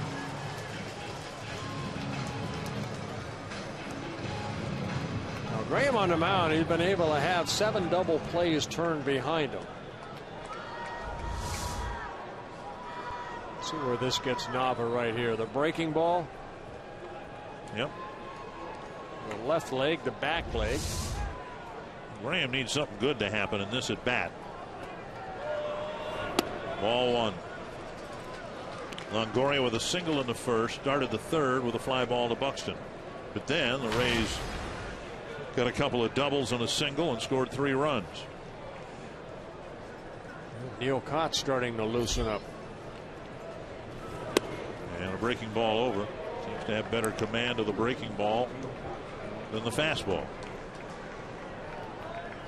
Well, he holds that split finger to get that ready if he throws that toward home plate. But there's Neil Cox working very quickly to get that arm loose. Tapper left side. Plouffe with a nice pickup. Out at second. Relay to first. Save. Bauer dug out a low throw, and we'll see if the Twins challenge. Longoria had all sorts of leg issues in his career, but he got down the line as quickly as he could there, and we'll see if the Twins want to challenge the play at first. Nice pickup by Plouffe to get the first out. That was a very nice pickup by Trevor Plouffe on that little short hop. He does get the quick out. Dozier's relay throw. And for the second time, the Rays stay out of a double play by the runner hustling down the line. Kiermaier stayed out of a double play in the second inning. And Longoria, like he stays out of the double play here in the fourth. Jaso hit into one in the first inning. We'll see if Graham can get him to do it again here in the fourth. Tying run at first, one down.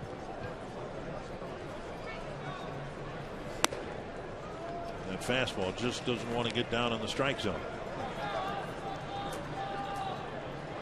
Ball one.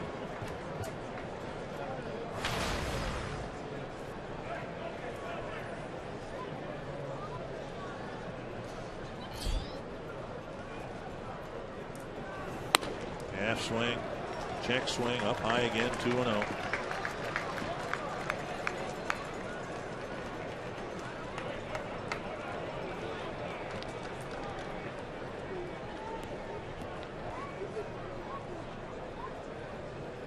Where you have to rely on a little bit of movement of a fastball down and away, exactly where Suzuki's sitting, with the ball left over the plate and laced into center field.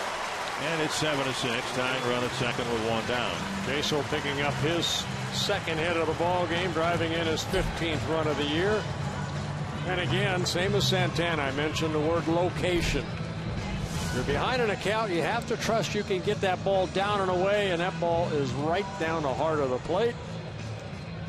And Jaso, like he did with the double off of Santana in his last at-bat, got a cookie and didn't miss it.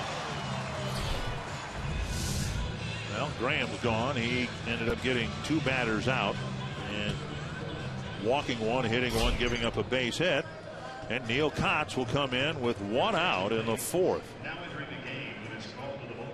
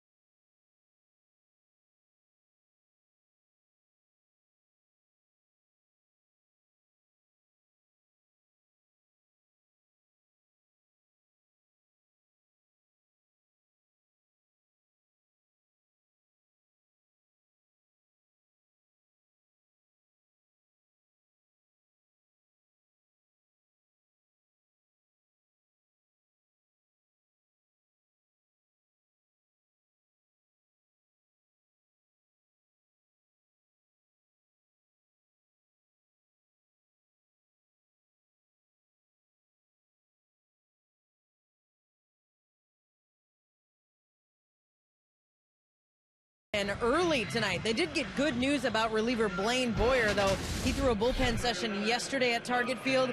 Paul Molitor said it went very well, and Boyer threw the ball freely, accurately, and threw it hard, according to Molitor. The breaking pitches in particular from Boyer were sharp.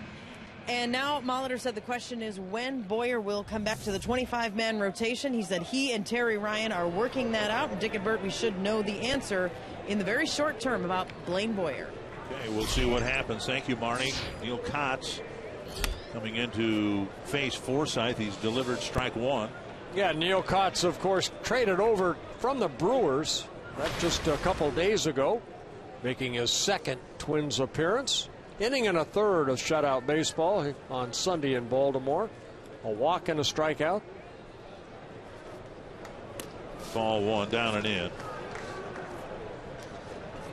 Twins envisioned Cots getting some big outs in the final third of the game, but these are big outs here in the fourth.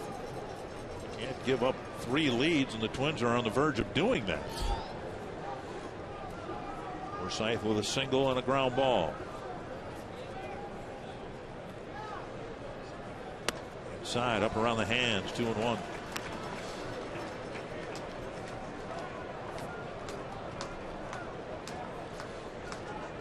Cots 35 years old, a 10-year veteran.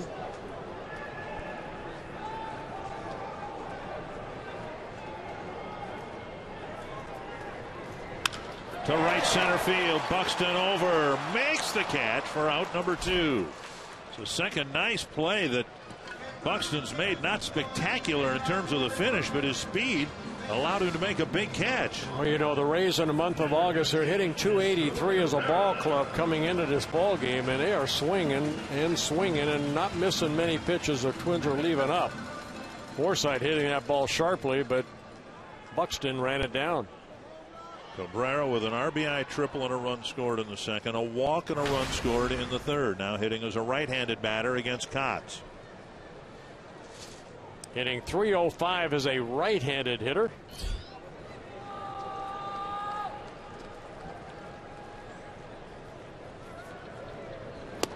Inside, and whether by design or not, Cots is doing something that neither Santana nor Graham did with any effectiveness. Pitching inside. Well, he has that slider down and in, and then the changeup and a fastball away.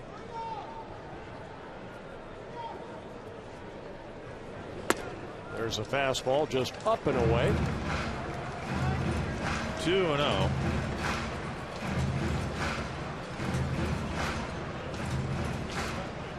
Cots for the Brewers, 49 2/3 innings in 51 relief appearances. He had 49 strikeouts.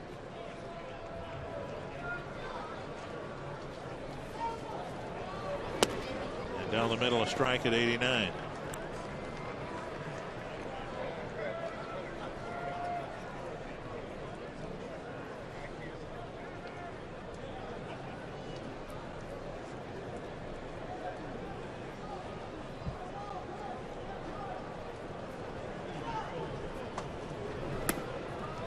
We're in the fourth. Each team has scored in 3 innings. And there's been 200 pitches thrown already. Seems like more. Yeah.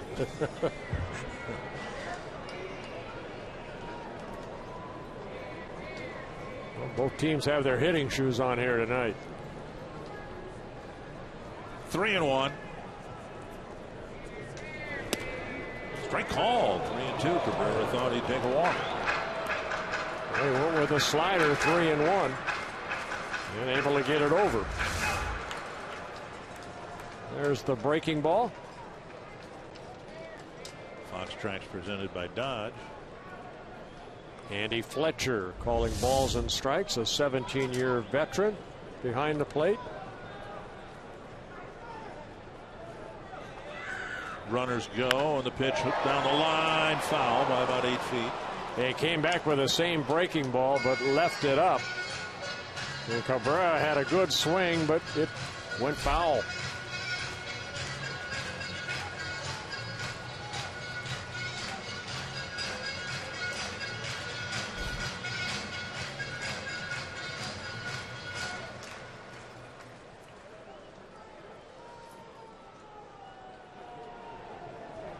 Full count to the Rays shortstop.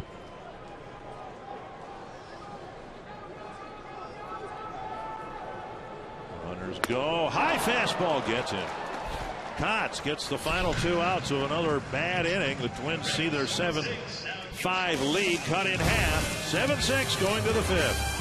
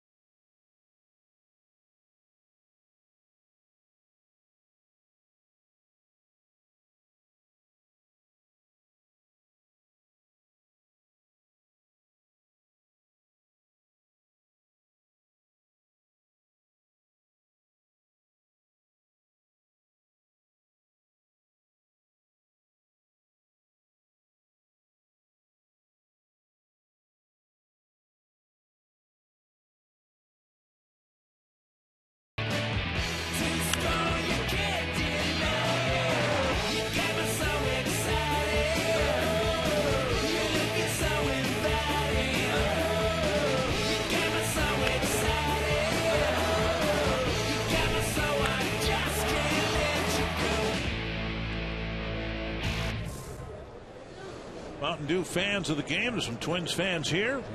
A lot of people from Fort Myers, spring training home for the Twins, make it up here when the Twins play the Rays. Trevor Plouffe will lead off the fifth. Yes, Chad Yoder here. Chad, a grounds crew employee of the Twins down there south. Big Twins fan. 0-2 to Plouffe. Rosario and Hunter will follow. Well, Twins are getting out hit 9-5, but Twins have hit a couple home runs. A 3-run home run and a 2-run home run. You just missed one back in the third inning. They've taken 5 walks, and of the 5 walkers, 4 of them have scored. 1-2 to Plouffe.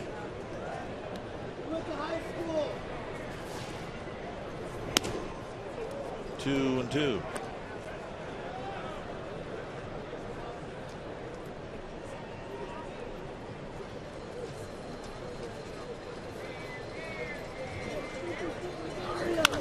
Drilled foul.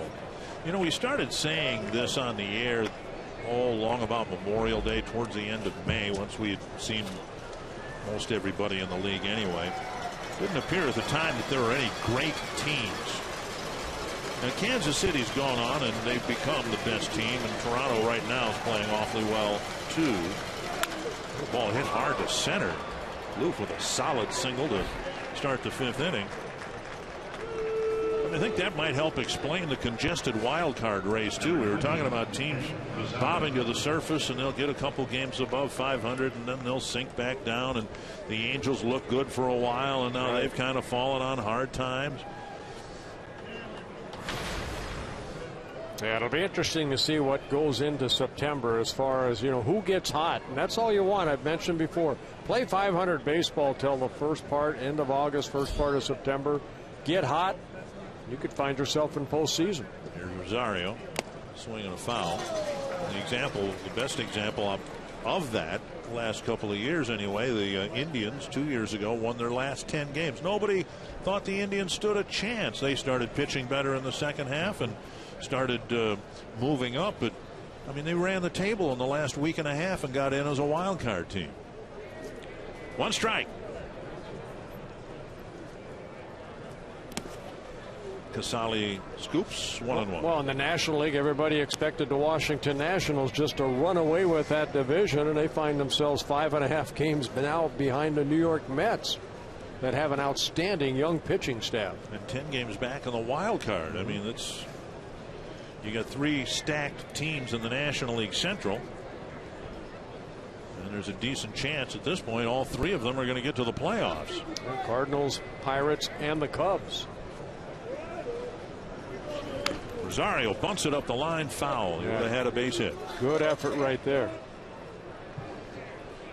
Well, in the National League, the Cardinals, they've slipped a little bit, but the Pittsburgh Pirates are right there. Then the Cubs, Giants, they've gone back and forth between them and the Dodgers. Giants are only a game and a half behind the Dodgers. So for clubs like the Giants, and you know, they have to almost win their division. 1-2 to Rosario.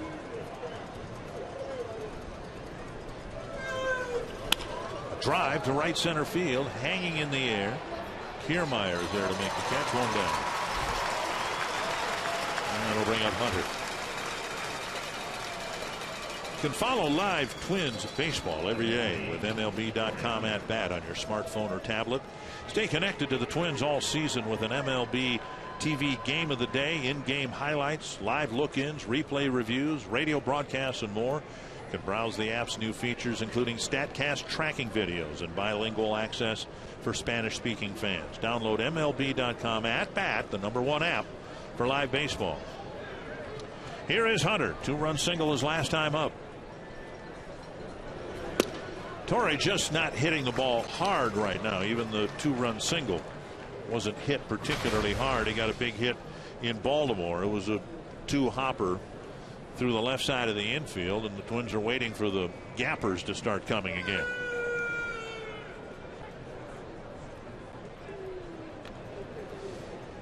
Well, that was a big 2-run single right there. Remember, Carnes had runners at first and second. He threw that wild pitch with 2 outs, and then Torrey followed with the base hit that scored the 2 runs.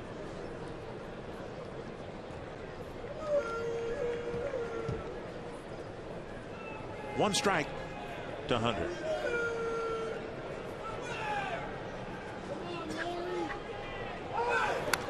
The pitch up, fouled it back.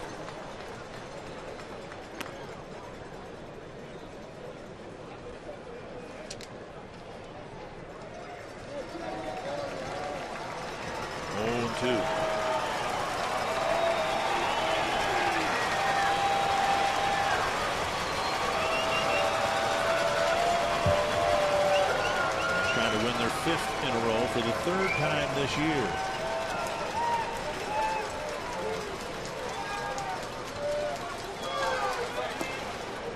Solly with a nice stop. The first 5-game winning streak was done at home in late April and early May. The next one was done later in May, a couple of games on the road, 3 at home. This would be a little more impressive, having won 5 straight road games, a team that hasn't done particularly well on the road. 1-2 to Hunter.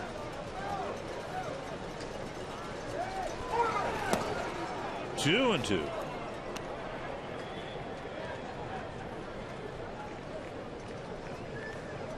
Torrey looking down at Gene Glenn, third base coach.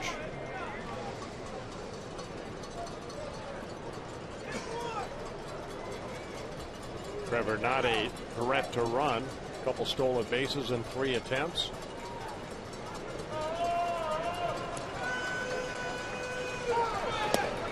Called third strike. 2 down. And Andrus picks up his 3rd strikeout. Second call, 3rd strike.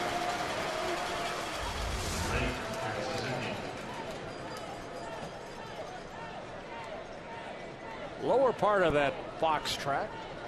Yeah, looked like it was right at the knees. Here's Suzuki. A walk in the 2nd, then he had a warning track fly ball to left in the 3rd.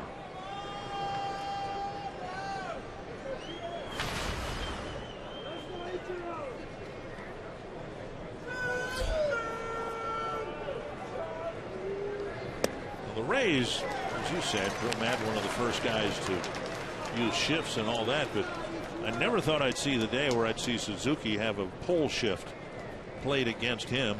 He's been maybe the best hitter in the last year and a half for the Twins, getting base hits to right field. The other way. Yeah. On the ground.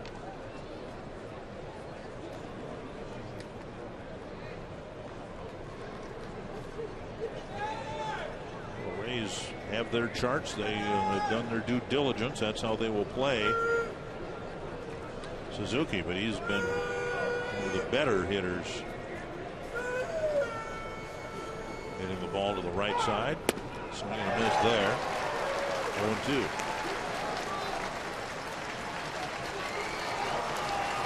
I'm just wondering, sometimes as a hitter like Suzuki, you go up there and, yeah, I mean, you've got a lot of base hits, but then you look out there and you see everybody on the left side. You see that big hole. Does that change your way of maybe, you know, hey, I'm going to try to inside out this ball, and pretty soon that ball's by you like that last pitch.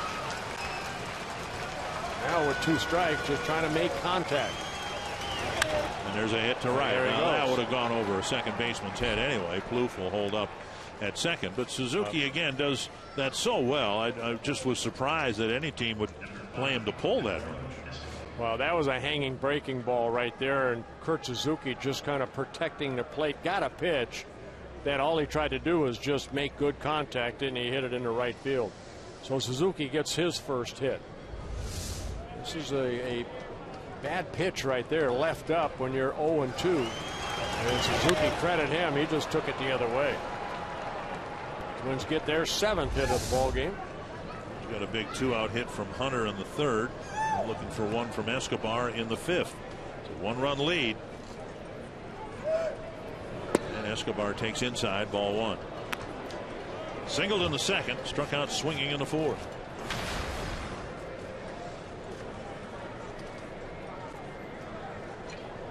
Very good average with runners in scoring position.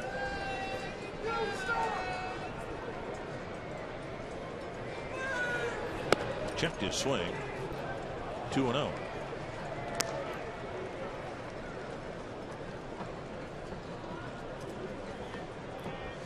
And I wasn't kidding about 200 pitches thrown. Here we are in the top of the 5th inning.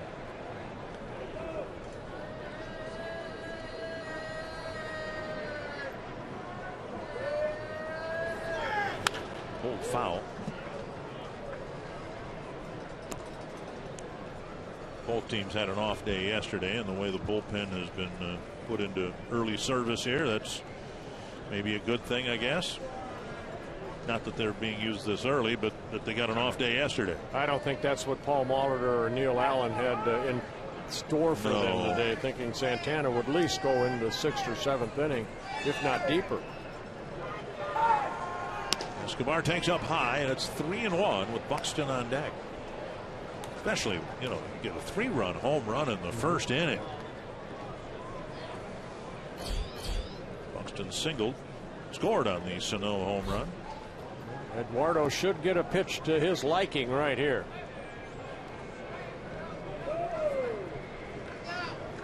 Three and one. Pulled back. Good swing. Now 3-2. The exact same situation that Kotz had in the bottom of the 4th inning, with runners at 1st and 2nd, 2 out and a full count. In this case, Plouffe at 2nd, and Suzuki at 1st will be able to leave early. I think Escobar would like to have that last pitch over again. See if he gets it again here.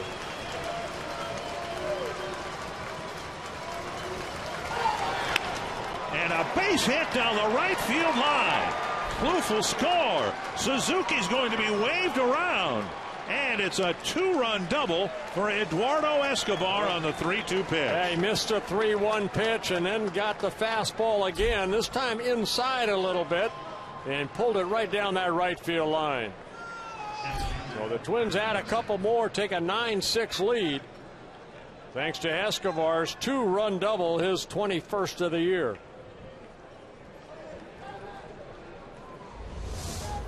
That's a fastball. You can see it run right into the swing of Escobar. He pulls it down that right field line. By the time Sizemore can get to it and get it back in, Escobar driving in 2 runs. And now down the right field line, Buxton to the corner. That's a fair ball and a ground rule double. A diving attempt by Sizemore. And Buxton drives in Escobar, and the Twins have gotten 3 big 2-out hits here in the 5th. Escobar taking that breaking ball the other way, driving in his 2nd major league run on his 3rd double. Well, the Twins have scored in 4 of the 5 innings and now have a 4-run lead. And Dozier will bat. He hammered a home run his last time up.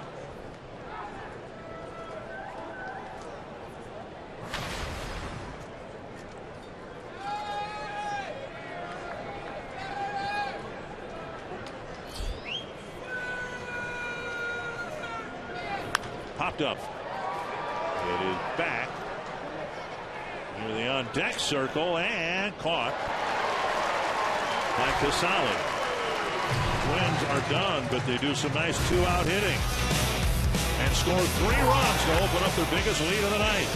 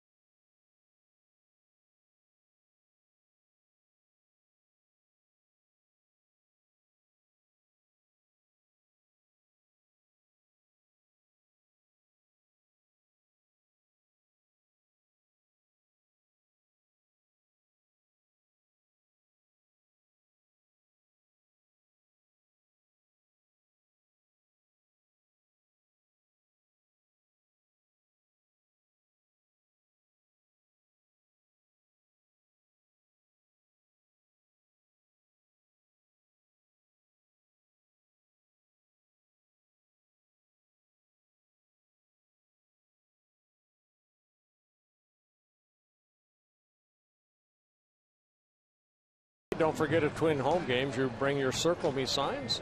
You might find yourself in a Minnesota Lottery's winner circle where you could win $100 worth of lottery scratch-off tickets, courtesy of the Minnesota Lottery. James Loney will lead things off against Neil Kotz, who got a couple of big outs in the fourth, and now the lead. Dare I say it's a little more comfortable? No. Today, no. It was a 1-run lead. Now it's a 4-run lead. Loney, Kiermaier, and Casale bottom third of the lineup, and Loney chases a high fastball. What did I say between innings last time? First team that has a 1-2-3 inning should win. That's it. So far, we've been so far from that. Hopefully, Neil Kotz can do that here. Buxton circles around, makes the play. Made it look easy. That ball was hit hard, and he just took a good route, turned over his left shoulder, and he could see to Torrey Hunter, showing Torrey Hunter that ball had some slice on it. 1 down.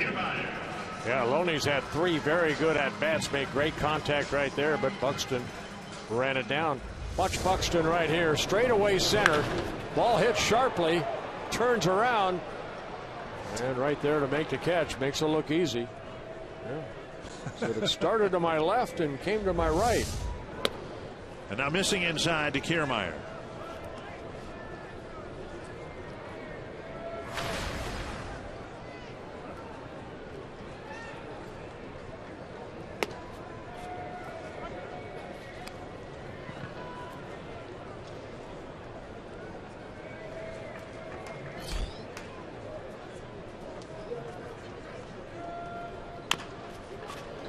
Plouffe charges, fires, 2 down, 2 away, nobody on base. Twins take on the White Sox September next week at Target Field. Tuesday features the U.S. Bank Value Pack. Purchase a U.S. Bank Home Run Porch View ticket, receive a free Schweigert hot dog and Pepsi. Wednesday is Student Day, presented by Rasmussen College. Standing room tickets just $5 for students, and they include a free ride on Metro Transit. Call 800-33-TWINS. Visit twinsbaseball.com. Get your tickets. I would imagine they still do. The ball blasted to left in the corner, and that ball is gone. A home run. And Casale hurt himself getting to first base. This is the slowest home run trot since Kirk Gibson. I think he did something when he tried to touch first base. It's his 9th home run since the All-Star break, and there goes your 1-2-3 inning. Yep, just like that, 1 pitch later. Casale jumping on that first pitch. It's a breaking ball.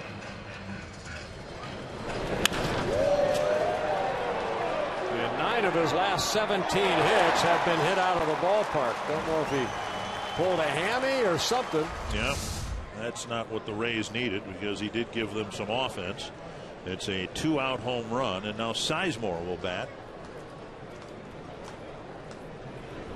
Down and away, ball 1.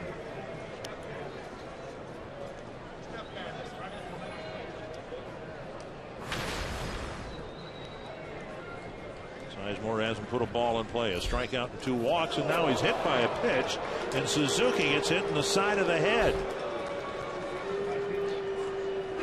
Second hit batsman of the ballgame for the Twins. Graham hit a batter last inning.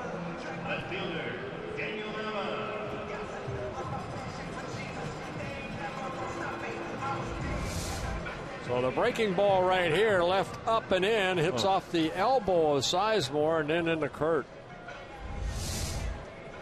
And here is Nava.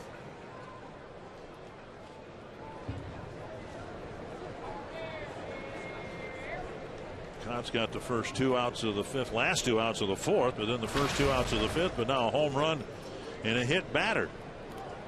The Rays have scored in 4 of their 5 innings.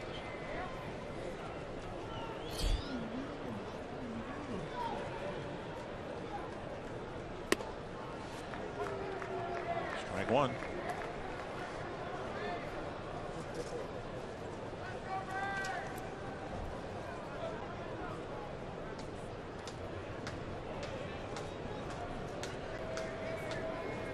Nava now hitting as a right-handed hitter.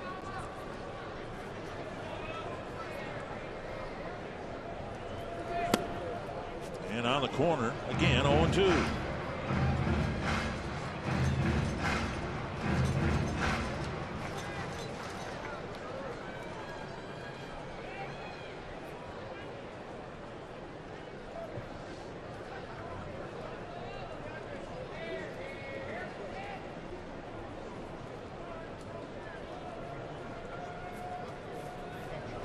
Up and away. Twins had a game like this in the opening game in Cleveland, the last road trip. Torrey Hunter hit the late home run. They ended up winning 10-9. And if they win this one 10-9, that'll be just fine too. They're not great games. They're not. Let's see. What's the best way to say it? It's not the way baseball should be played. They're ugly wins. But you need to win. Still a win. That's right. You need to win them. Here, the Twins have hit batters and walked batters. The Rays have been just a little bit worse. Twins have hit some home runs with men on. Big 2-out hits. And we were saying before, the Twins won 2 out of 3 against the Rays in Minnesota. And they were very much, the 2 games they won, very much like the games in Baltimore, the last 3 anyway, where the Twins executed in the last 3 innings better than the Orioles did. Well, at Target Field, they did that better than the Rays did in the last 3 innings. They scored late, they pitched better late. Maybe that'll happen here yet tonight, but we're certainly off to an ugly start.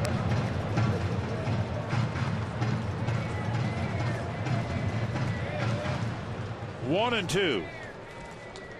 A foul ball going to a Twins fan.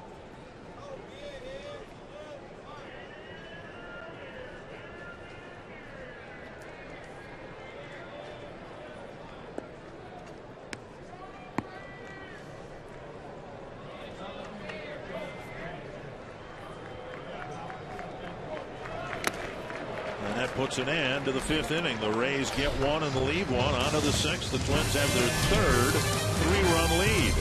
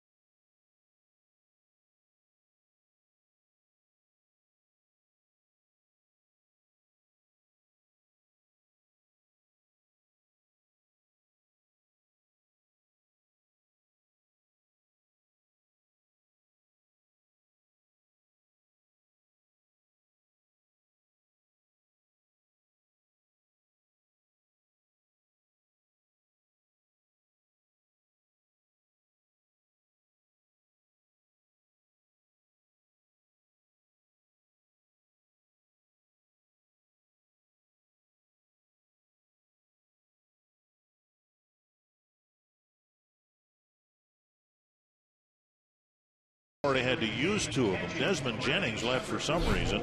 We saw Casale do something to his lower half on his home run trot. So now the backup catcher, Rene Rivera, is in the game. Yeah, Rivera with the Twins in 2011 when he played 45 games for the Twins in his first season with the Rays. Andriese gave up 4 hits in the 5th inning. Gave up Dozier's home run in the 4th, but he's still in there. And there's nobody warming up in their bullpen, so stay with them. Mauer 2 walks, 2 runs scored, and he takes strike 1. Casey Fiend starting to loosen up in the Twins bullpen.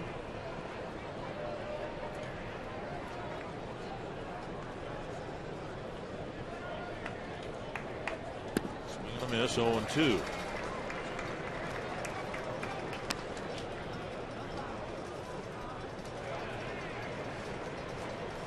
There's Casey.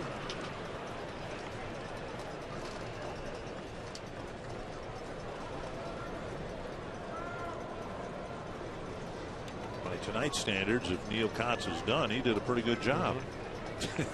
And that's yeah, I mean, you look at his numbers in Milwaukee, he's usually good for 1 or 2, and that's it. You don't want to overdo him. Right.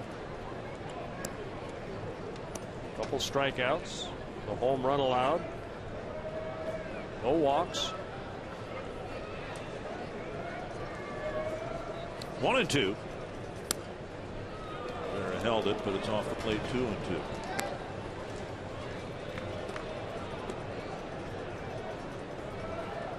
In late August here, there are 5 teams that are within 2.5 games of a playoff spot. The second wild card spot. The Rays are one of them. Twins are one of them. The Orioles are one of them. All fouled back. Texas, and the Angels.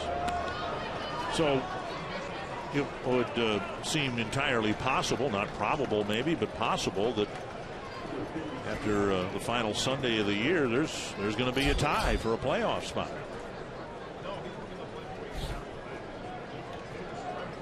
Two and 2 to Mauer, and a foul.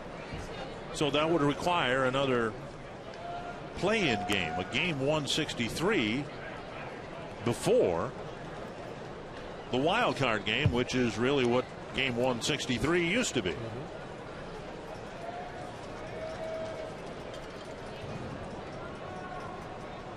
It should be fun.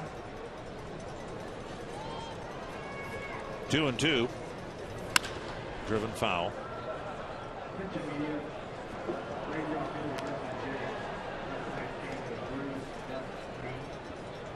And we're being told that Jennings left the game with a bruised left knee. Yeah, the same knee he had operated on earlier this summer.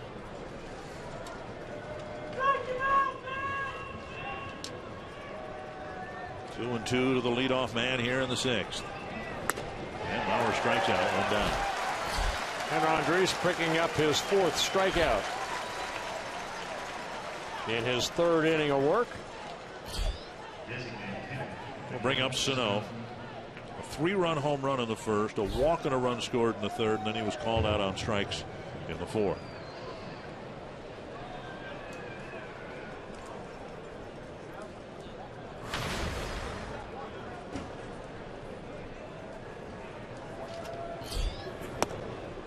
That's over the inside corner.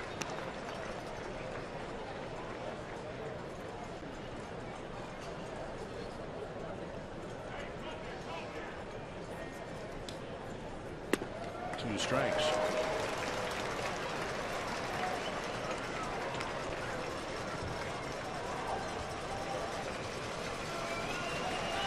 With 37 runs batted in already. He hasn't been up here 2 months.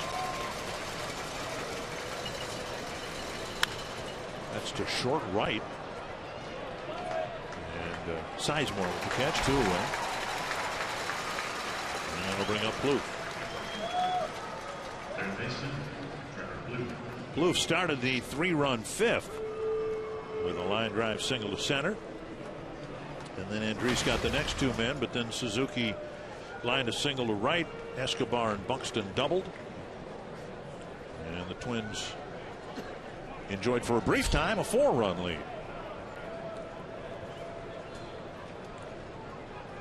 Swing and a miss.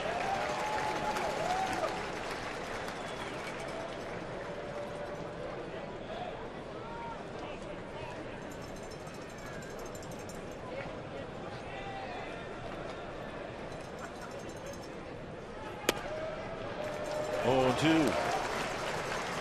2 outs. 2 strikes. I was only kidding. A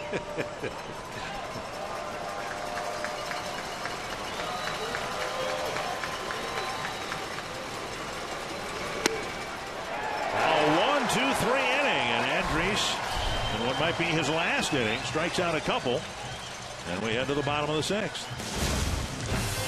I was only kidding, folks.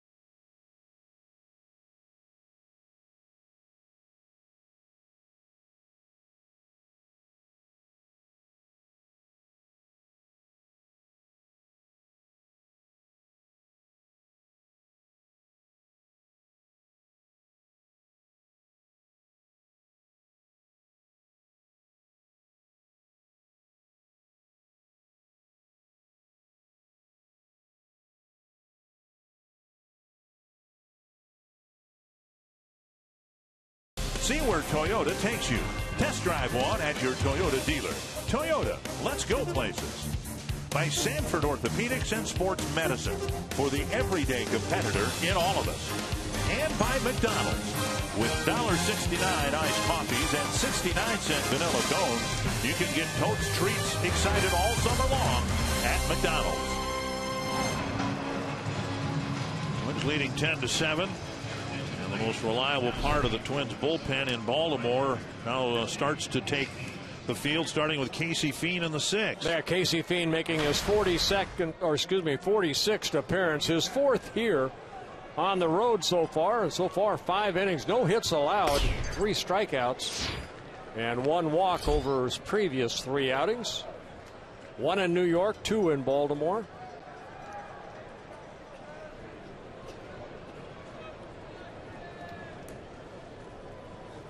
Longoria 1 for 3.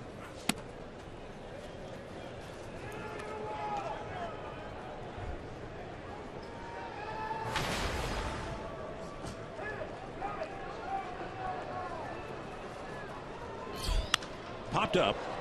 Plouffe and Escobar chasing it. And Plouffe with the catch. And just enough room for the first out.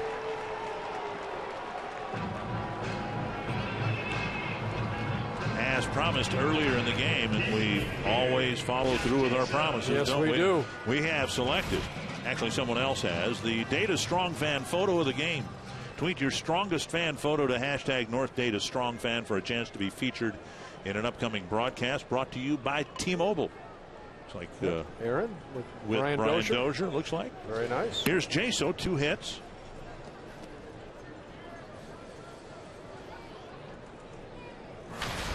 Yeah, Jaso 2 hits. He drove in a run. He scored a run. There's a chopper. Plouffe cuts it off. Swings it over to Mauer in a quick second out.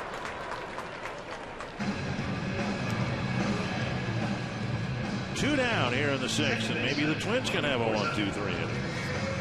Forsythe 1 for 3. One thing Casey Fiend does, he does attack the strike zone. 46 2/3 innings coming into this outing, only 4 walks. Twins bullpen has added some depth, of course, with Kotz, who's already pitched. But the Twins have Fiend, May, Jepson, and Perkins, who's back with them. So it's entirely possible that the thought was, let's let everybody get an inning here. But if Fiend can get through this 6th inning in just a handful of pitches, maybe he'll be asked to get an out or more in the 7th. Popped up right side. Mauer tracking it.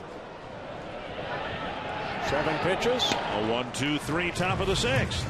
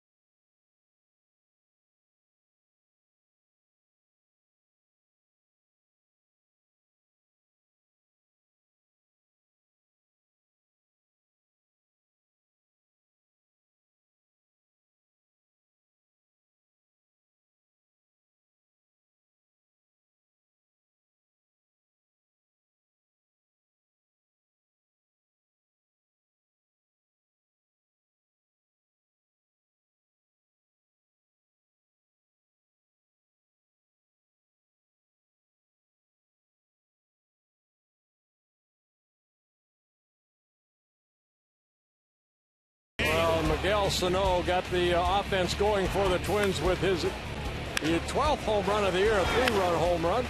Torrey Hunter with a big hit. There's been a lot of big hits in this ballgame for both sides offensively. Brian Dozier with a big 2-run home run in the 4th inning, his 26th of the year.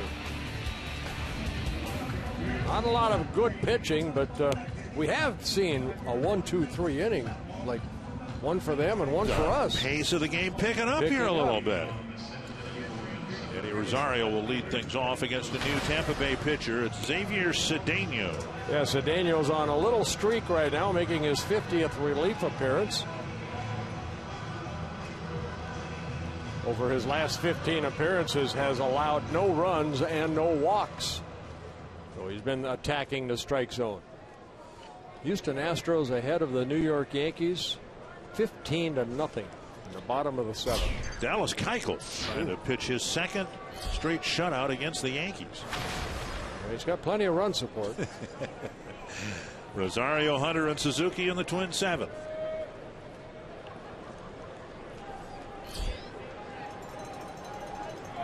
The good news is that Keuchel won't face the Twins this weekend. They've set up their rotation for the weekend series.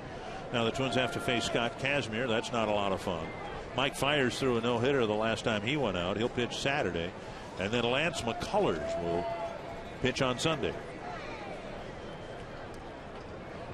Swing and a miss by Rosario, 1-1. A big day in Twins history. Speaking of no-hitters. Did you cross paths with Dean Chance at all? Yes. He was gone from the Twins when you came up, though, right? Yes, he was. On this date, 1967, he pitched his second no-hitter in the month of August. There's a blast to right center field. Rosario sends it back and gone. A home run. Rosario's 8th of the year. And the Twins lead by 4. And a 3rd home run by the Twins here tonight. Rosario got a breaking ball left up. And he joins the hit parade, driving in his 32nd run. Ah, the old hanger. I can attest that can go a long way. Where would you pitch this guy? We saw him in the last homestand hit a pitch that might have hit him if he hadn't swung at it, and he hit it over the fence. Where would you pitch this guy? Well, the ball hit up the middle, and Hunter has a base hit, his second hit. That's a good question. You know, you have to make the adjustment to watch a swing, but maybe down and away, you know, I wouldn't hang him a curveball. I wouldn't try to, because he can hit it a long way. Or pitch one eye high on the inside part of the plate. Probably right down the middle. Hopefully he gets himself out. Here's Suzuki. Good to see Torrey getting a couple hits. The one thing the Twins have done, they've not pitched well here tonight, but they have continued to add on runs, and that's cost this team some games this year where they've struck early and then things have been shut down. But a 3-run first, 2 in the 3rd, 2 in the 4th, 3 in the 5th, and now a quick one here in the 7th. And Suzuki bunts it up the line, and that'll cross the line foul. He bunted a little bit too hard, but you know, you see that third baseman back like Longoria was. You take a shot at it.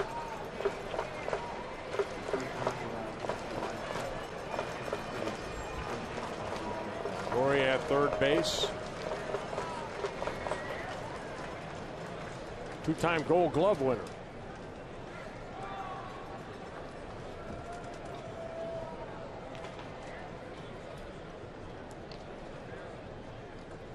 One strike.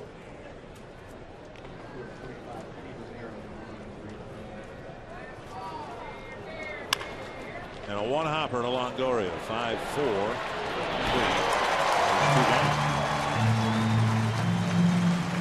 That'll bring up Escobar.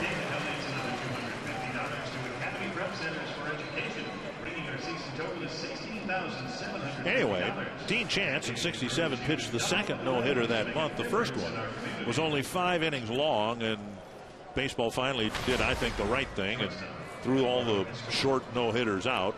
The thing that makes a no-hitter great, we've seen so many of them broken up in the 9th inning, is being able to get all 27 outs. So they took the 5-inning one away, and the one on this date in 1967 still stands.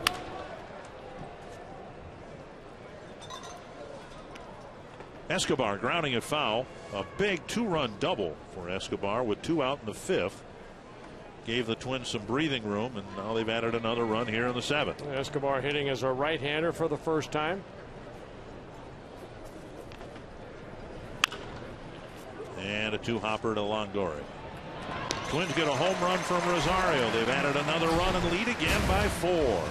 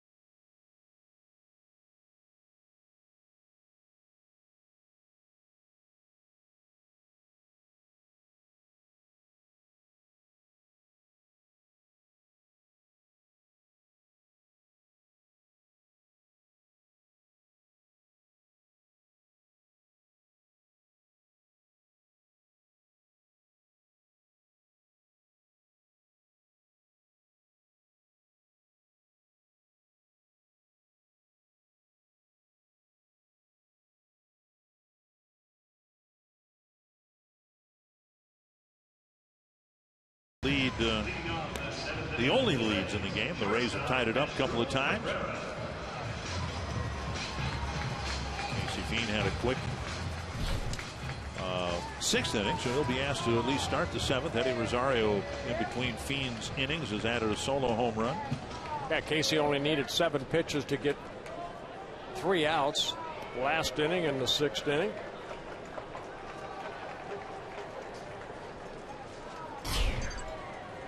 And Fiend this year, maybe a handful of times, has gone 2 innings. That's his longest outing. They'd like to get one more right here from Casey. Hopefully it's a quick one. Cabrera the batter, and the pitch up, ball 1.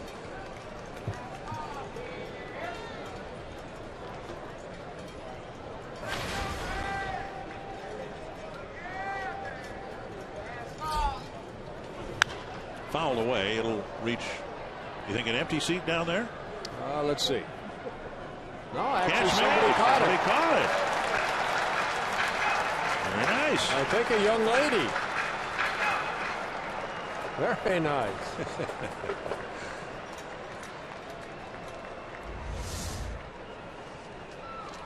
Rays are last in the league in attendance. Last in the major leagues in attendance, and it's not close. This franchise is in the minds of some, very much in peril. There's a bouncer to the second baseman, Dozier. The Rays drawing roughly half what the Twins are drawing in terms of attendance. Not good. Take a look around the league. Dee Gordon, whose younger brother Nick, is doing well for the Twins in Cedar Rapids. #1 draft pick last year. The Marlins leading Pittsburgh. Albert Pujols has hit his 34th home run. Angels, one of those wild card contenders, as are the Rangers, and they got a lead over Toronto in the 7th inning. Ball 1. The Rays averaging under 16,000 per game. I would guess there's generously half of that here tonight, maybe. Yeah, what's baseball going to do, Dick?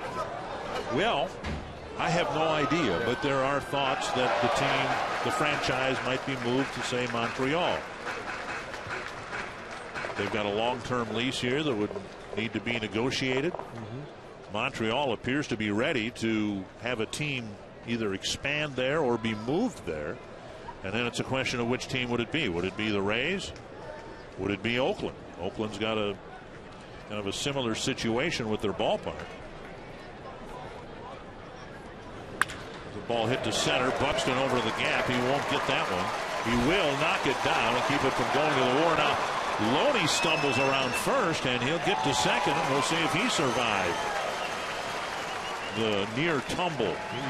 He says he's all right. He's hit the ball hard 4 times tonight. He might have slipped on the bag right there as he was kind of watching where first base bag was and see what Buxton was doing. But the first hit off of Casey Fiend, a slider that kind of hung right in there.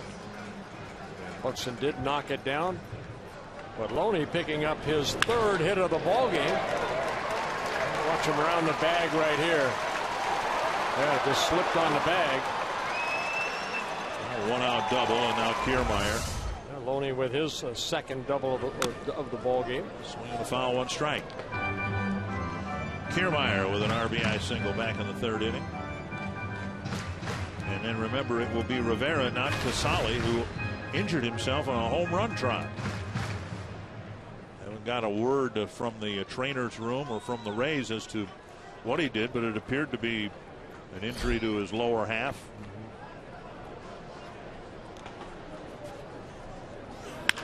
And a base hit to center.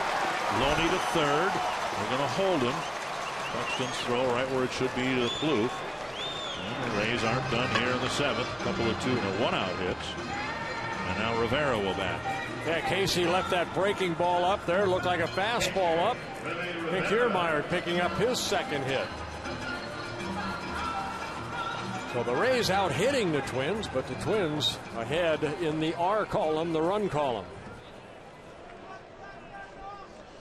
But that can change with 2 men on, 1 out. Rivera's first plate appearance.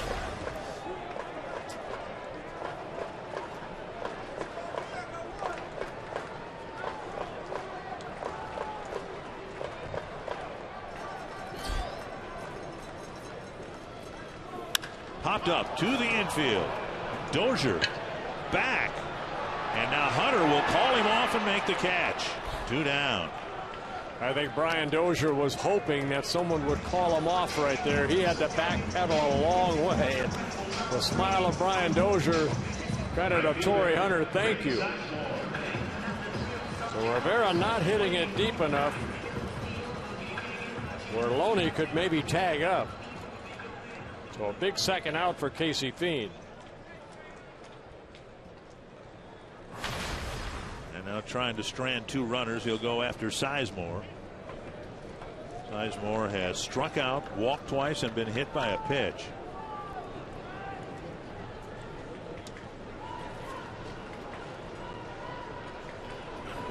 Ball 1.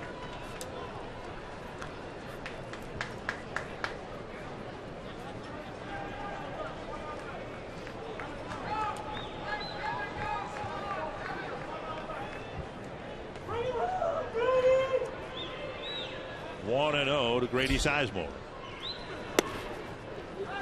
2-0.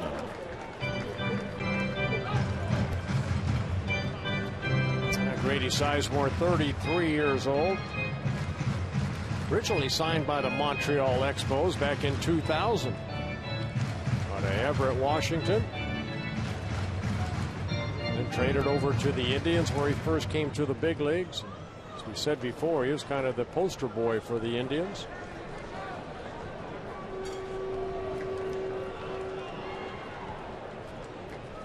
Two and 0. Foul. 2-1.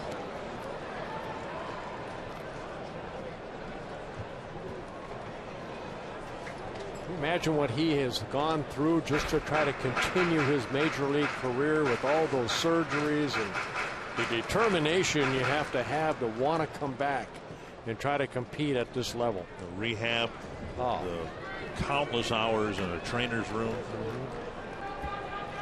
2-1. And now 2-2. Fiend has faced 7 men so far and retired 5 of them, and he's got a chance to pitch a couple of scoreless innings in a game where that was desperately needed. He's got to get Sizemore to do it. Given the way the first 5 innings were played, might be the 2 biggest innings of Casey's season. Trevor May getting loose as we speak. Yeah, hopefully May for the 8th. Busted bat, and Buxton glides in to make the catch. 2 great innings for Fiend. He gave up a couple of hits, but he did not give up any runs.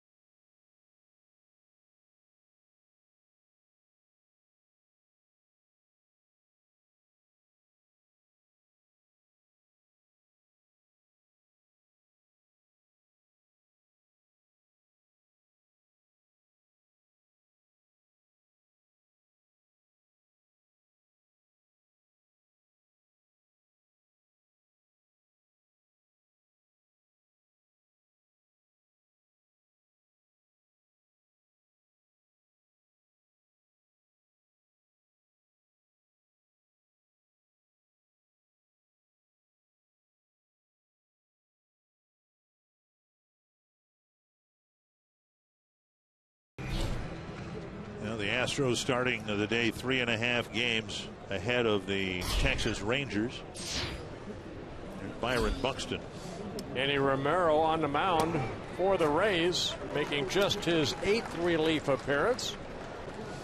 Guy that has bounced back and forth between the Rays and AAA. 5 different times he has been up and down.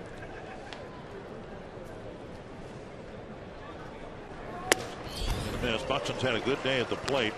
In the field, anything that's been hit in the air, he's caught. I mean, it's just wonderful. Anything with any hang time on it at all, and he's there. Offensively, 2 hits, a walk, 2 runs scored, and a run batted in. Very high, and it's 1-2.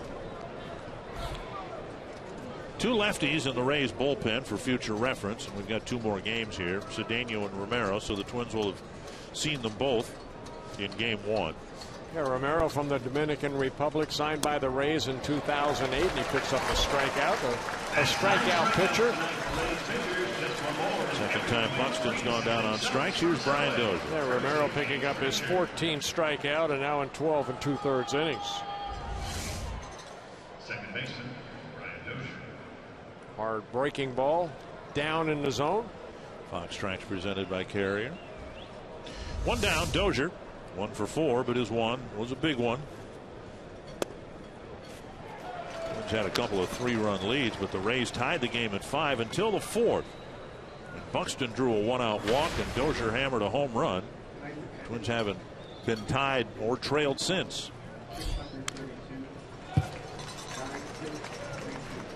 $9,632 is the announced paid attendance.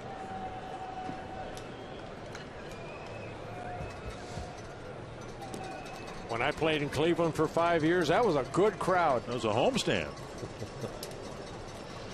0-2 to Dozier.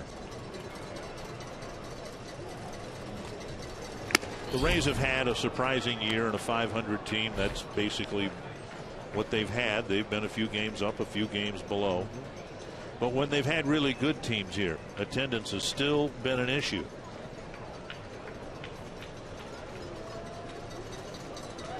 And it bears no resemblance to the years in Minnesota when the Twins had good teams.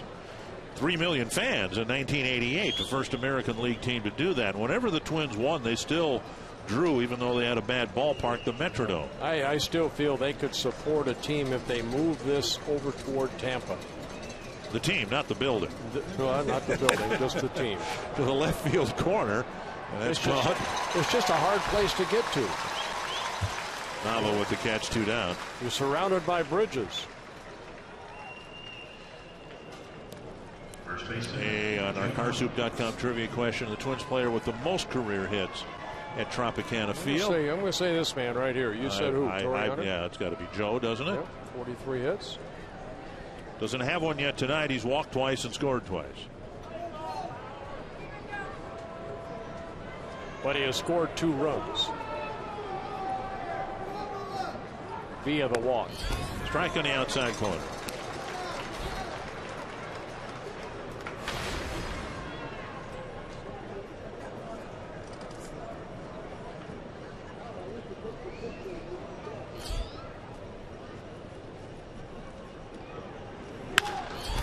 Left field corner, fairly deep. Nava going back, and Alatraki makes the catch. It's a 1-2-3, top of the 8th.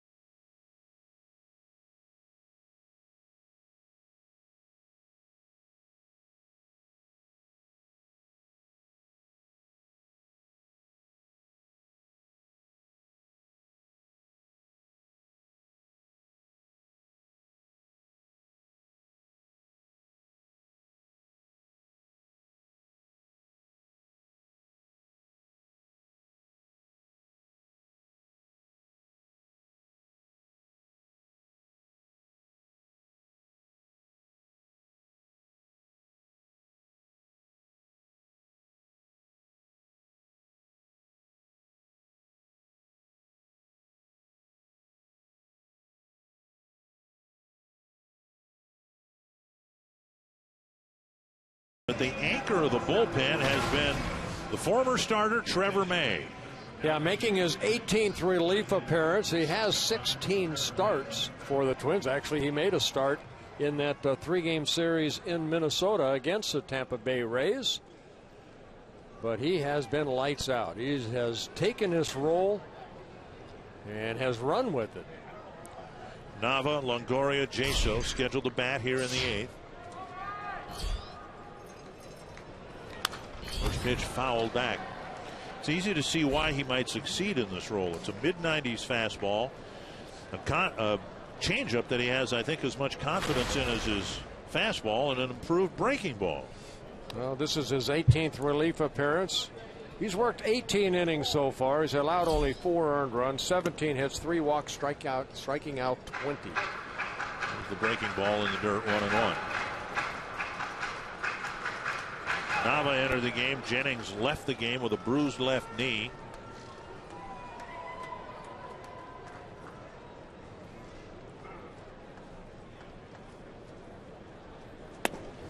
Say the anchor of the bullpen, ordinarily of course the closer does that, but Glenn Perkins has been hurt and is largely ineffective in the second half.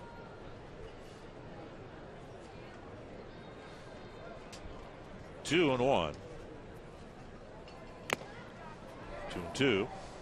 You know, they tried to make Alex Meyer, who was a starter at the beginning of the year in Rochester, as a kind of a 7th, 8th inning setup man, and it really has not worked out. Where Trevor May, yeah, he'd like to start, but he has also accepted this relief job right now, and he's really done a good job. 3-2, 4-run lead. You obviously don't want to walk the leadoff man, so he'll try to throw a strike here to Nava with Longoria and Jaso on deck.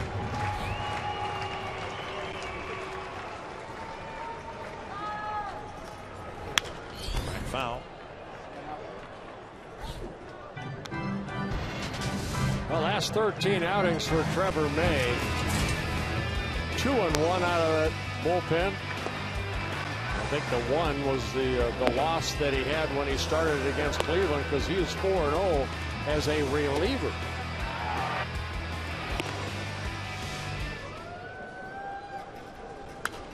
Another foul.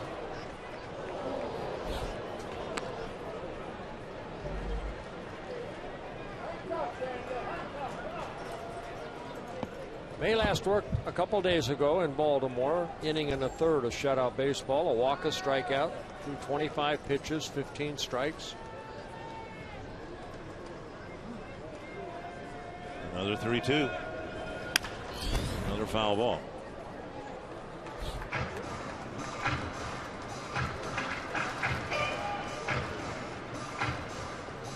Trevor May, 25 years old, signed by the Phillies in 2008.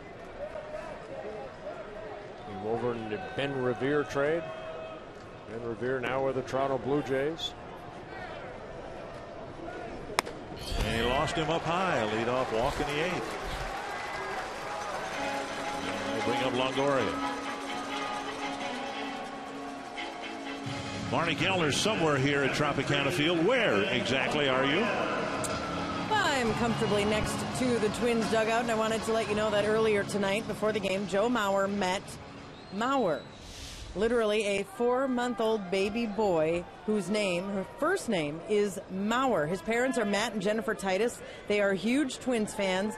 They live here in Tampa, and they said when they found out they were having a boy, they wanted a name that they could shout out on a baseball field. So they named their baby boy Mauer Aaron Titus. And Joe met his namesake before the game tonight, took those pictures there, said he had never met a child before named Mauer. I'm guessing maybe this won't be the last, though. Wow, very nice. Thank you, Marnie. 1 strike to Longoria. Fly ball short right. Hunter sprinting in now. And he's there, 1 away. And that'll bring up Jason.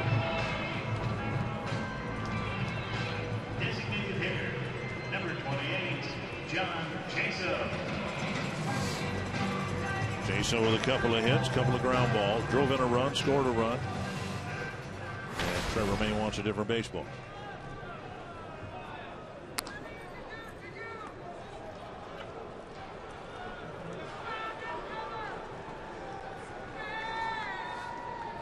Rays tied with the Orioles at 500. The Orioles were losing their game at last check.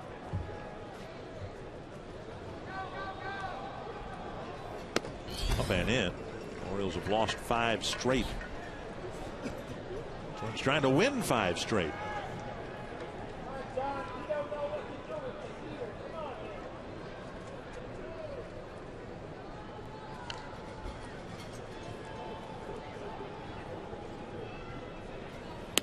And now outside, 2-0. Missed with a changeup.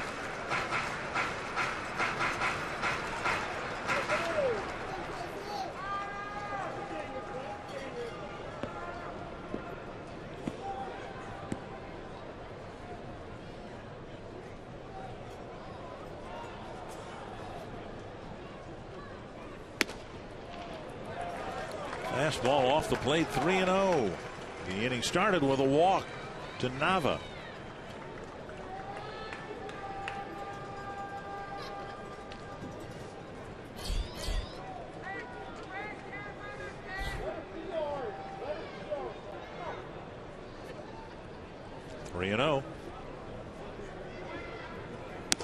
And a 4-pitch walk. And now Trevor May having a tough time throwing strikes.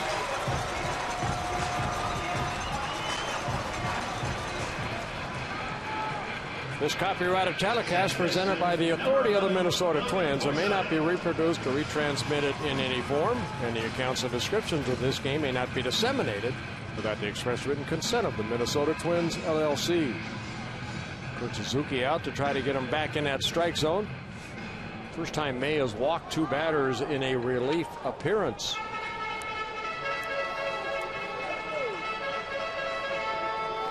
Forsythe 1 for 4.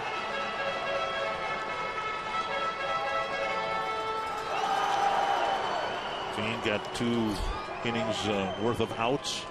And now May trying to struggle his way through the 8th.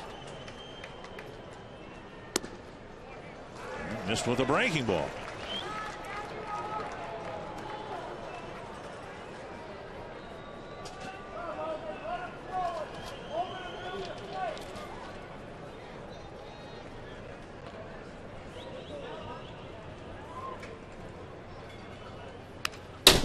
Left a pitch up, and the foul ball shattered the glass behind home plate.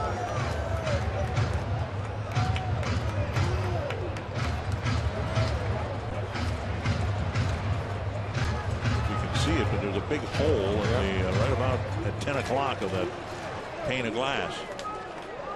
Just glad it's not a mirror. The lady holding part of that glass. 1-1. And now 2-1.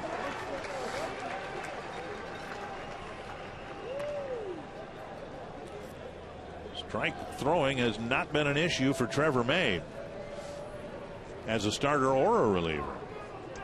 Neil Allen on the phone. 18 pitches so far for May, only 8 strikes.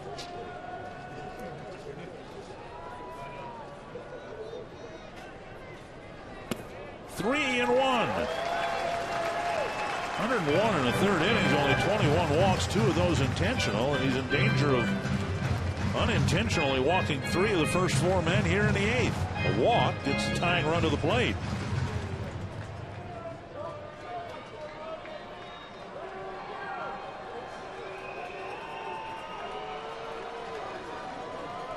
Need a double play right here. Fastball. And a swing and a miss. And he's going to get another fastball. I wouldn't be surprised right here.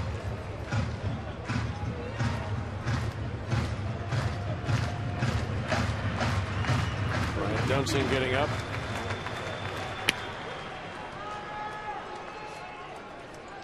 Full count with only 1 out.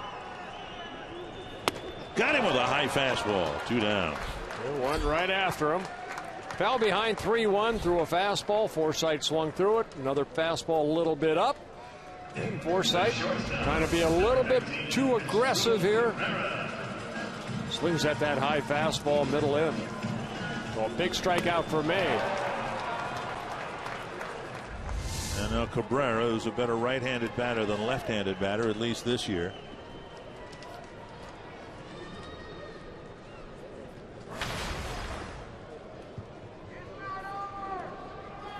Rays are out hitting the Twins 12-11.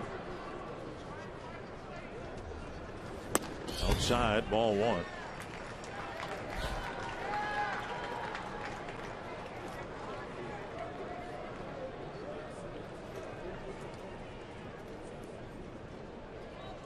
Four walks, 2 hit batters added to the hits. 1-0.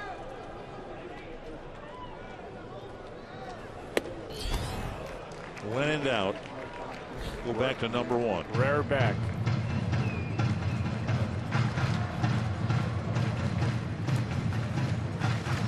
Brad Boxberger loosening up.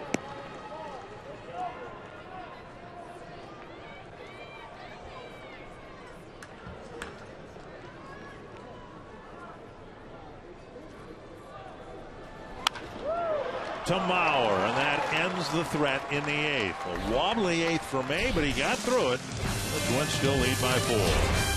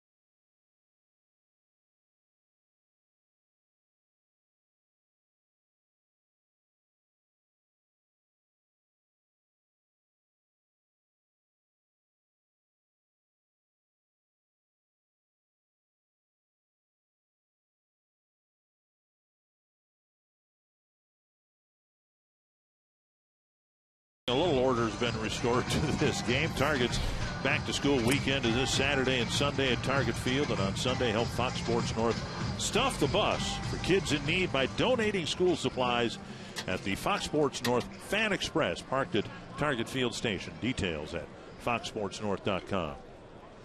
Miguel Sano will lead off the 9th. 3-run home run in the first, a walk and a run scored in the third. Since then, a strikeout and a fly ball to right. Romero in his second inning of relief. 11 pitches, 8 strikes in that first inning, a 1-2-3 inning. Top of the 8th.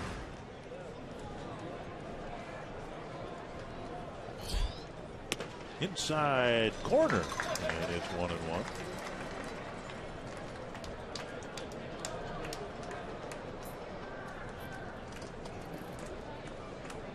No problem. Swing on this. Concern of another foul ball goes back there. It's going to shatter all that glass, and there are some fans sitting back there, so I understand why they're trying to do what they can. 1-2 to Sano. 1-3. Romero just rearing back and challenging Sano and won the battle, his second strikeout. And that's 10 strikeouts for the Rays staff. With a free Subway sandwich. I think a half price off the Subway sandwich. Okay. One down, and now Trevor Plouffe.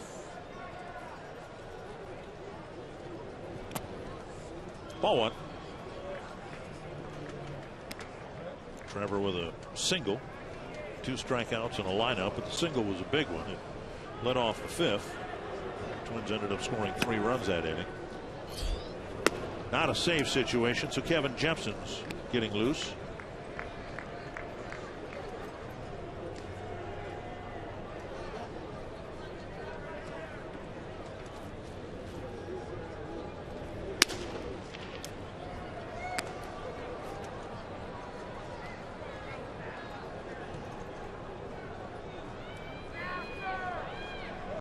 (3-0) to Plouffe. Rosario on deck. Chop to Longoria. Target as usual. 2 down. Time now for what's next. Brought to you by CenturyLink. Tyler Duffy against Chris Archer. Yeah, look at Archer's strikeouts to innings pitched. Already over 200 strikeouts, and I'm looking forward to seeing Tyler Duffy go at his business. Last 2 starts, very, very consistent. Should be a good pitcher's matchup on paper. Archer's got it all over Duffy in the hair department. Strike 1. That's a good dude. You think?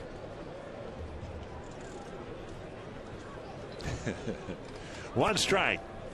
And Rosario taps it to first, foul. 2 strikes. Rosario hit a long home run to right center leading off the 7th inning.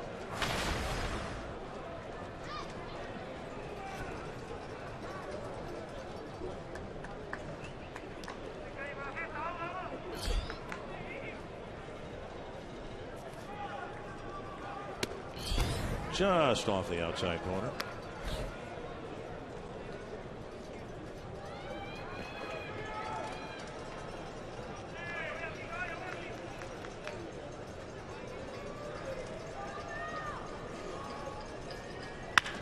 Another rocket to right. This one toward the gap. You get another triple out of this. All the way to the wall from second, of course. Heading to third, and he's got it. Rosario with a home run and a triple in his last 2 at-bats.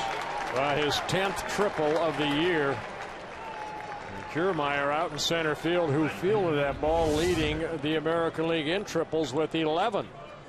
So a pitch that stayed up, split the gap.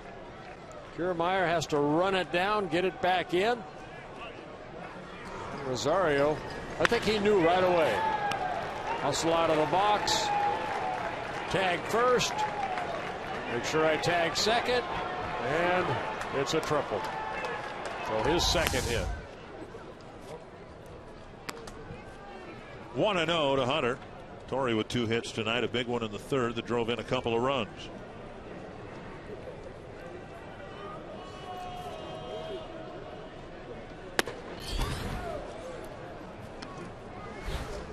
And 10 triples for Eddie Rosario, passing Tony Oliva for the all-time Twins rookie leader in triples.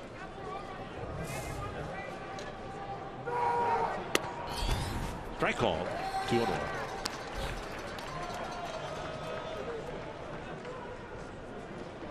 A lot of players talk about plate coverage, being able to do something with the pitch wherever it's thrown. In Rosario's case, it's pretty much anywhere between the batter's boxes.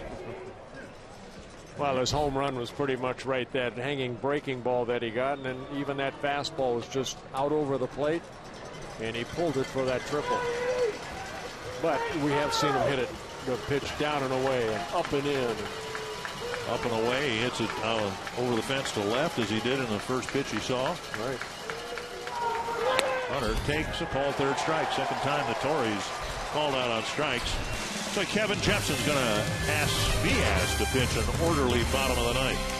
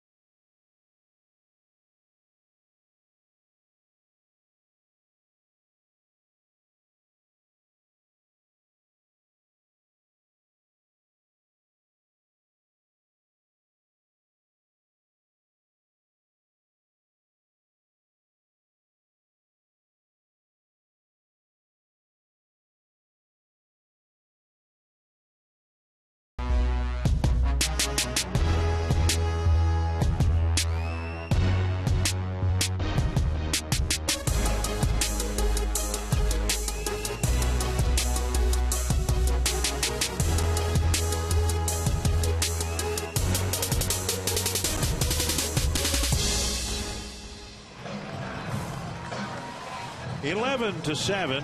Kevin Jepsen saved a couple of games in Baltimore. This is a non-save situation, but he's on a very familiar mound here in St. Pete. Yeah, he sure was. He signed by the Rays over the winter and then traded to the Twins on July 31st. 46 appearances for the Rays, 41 2/3 innings, 34 strikeouts.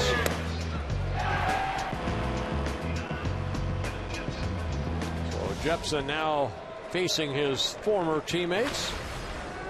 Paul Molitor talked before the game about how well Jepsen's fit in, done whatever's asked of him.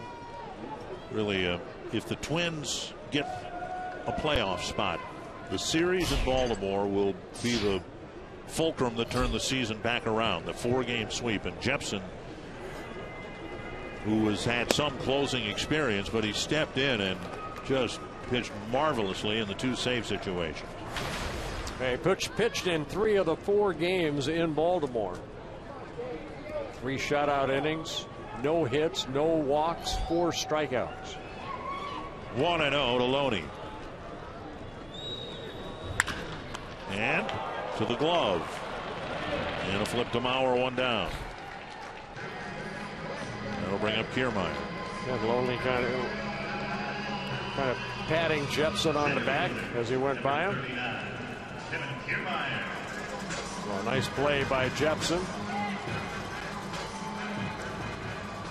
Twins also added, of course, Kotz, and he did a nice job in his role, getting the Twins out of a jam in the 4th and through the 5th with only 1 run allowed. And Fiend pitched a couple of scoreless innings. May's control was off, but he pitched a scoreless 8th. On a night when the Twins have had to lean too heavily on the bullpen, they may be the main reason why they win again tonight. Yep, we saw that in Baltimore, 15 2/3 innings in the 4 games, and you don't want to keep going to the well because the well's going to dry up. Starters need to go deeper into ball games. Rocket to left, and Rosario will play it on a hop. Kiermaier picking up his 3rd hit of the ball game. Each team with a dozen hits now, but the Twins still lead by 4. And here's Rivera. Catcher, number 44, Rene Rivera.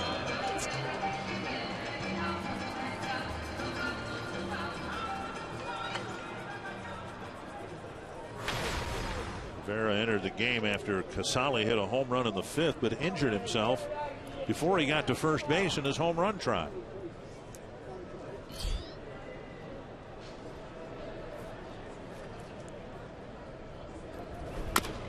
Chop, double hit, 1 strike. I said before, Rivera wore a Twins uniform in 2011. He played in 45 ball games, hit just 144. Did hit a home run, drove in 5 runs, 15 hits and 104 at-bats. The Rays are his 4th different major league team to play for, along with the Mariners and Padres.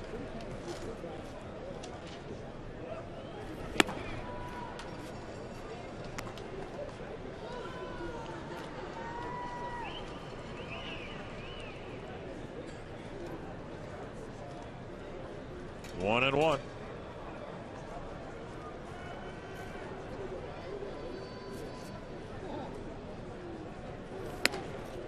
Two and one. Each team has had 1. Actually, the Rays have had 2. 1, 2, 3 innings.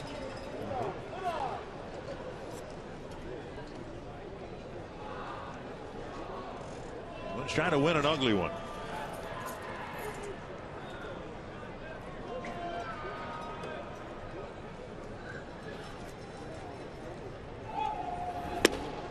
Swing and a miss, and it's 2-2. Good fastball away.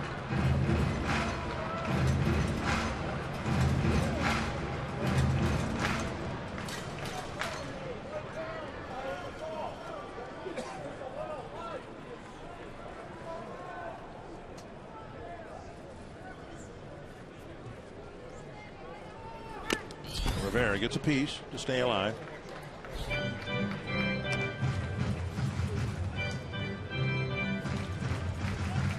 Yeah, Jepsen signing by the Angels in 2002.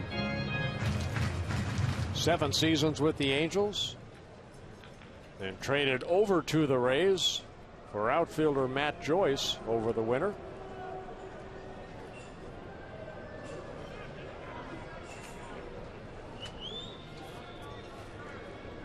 Runner goes and the pitch fouled back. Guys like Rivera and Drew Butera is one of them. Henry Blanco was one for what, 25 years. Backup catchers who, if they can control the running game, call a good game, they can last forever. Like left-handed relievers. Right.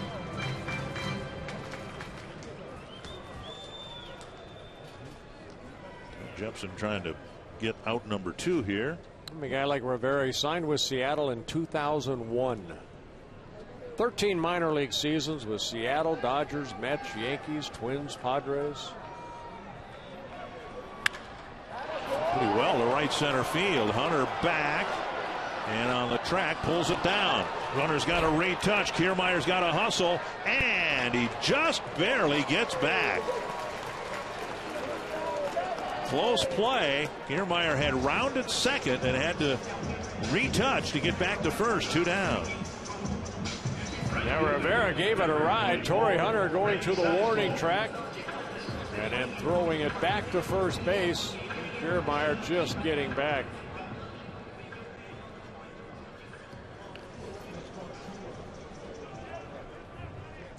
Grady Sizemore. Sizemore 0 for 2 in a ball game. A couple walks, hit by a pitch.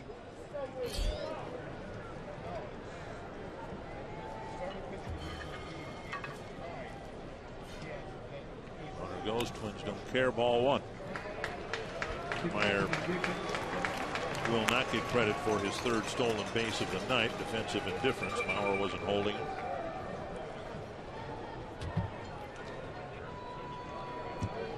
Want to know.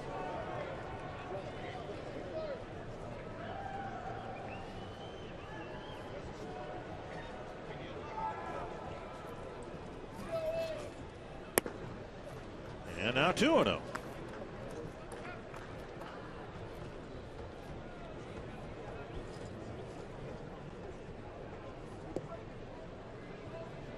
Jepson's had to throw 13 pitches.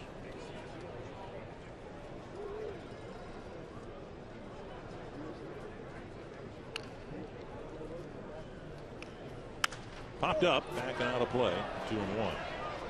Twins had an off day, of course, yesterday. They won't have another one until September 10th in Chicago. So a little bit of a, I beg your pardon, there's one coming up on the 31st. 31st, next Monday, there's an off day.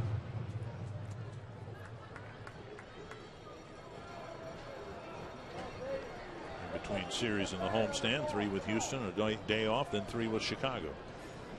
2-1. To left. Rosario is there for the catch. And it wasn't pretty, but it was a win. And the Twins have now won 5 games in a row, all of them on the road. Well, a lot of pressure on the starter tomorrow, Tyler Duffy, because, yeah, the Twins scored a lot of runs, but they had another short start. And great day at the plate for Sano, Dozier, everybody contribute here in the victory. And Anthony, the bullpen again did its job. It's just more was asked of it tonight than in Baltimore. Thank you for your attendance this evening. Rays and Twins return to Tropicana Field for Game 2 of this 3-game series tomorrow night. First pitch 7:10 p.m. Ticket information, please visit RaysBaseball.com. All of us for the Rays, thank you for joining us. Please drive home safely. Enjoy the rest of your evening.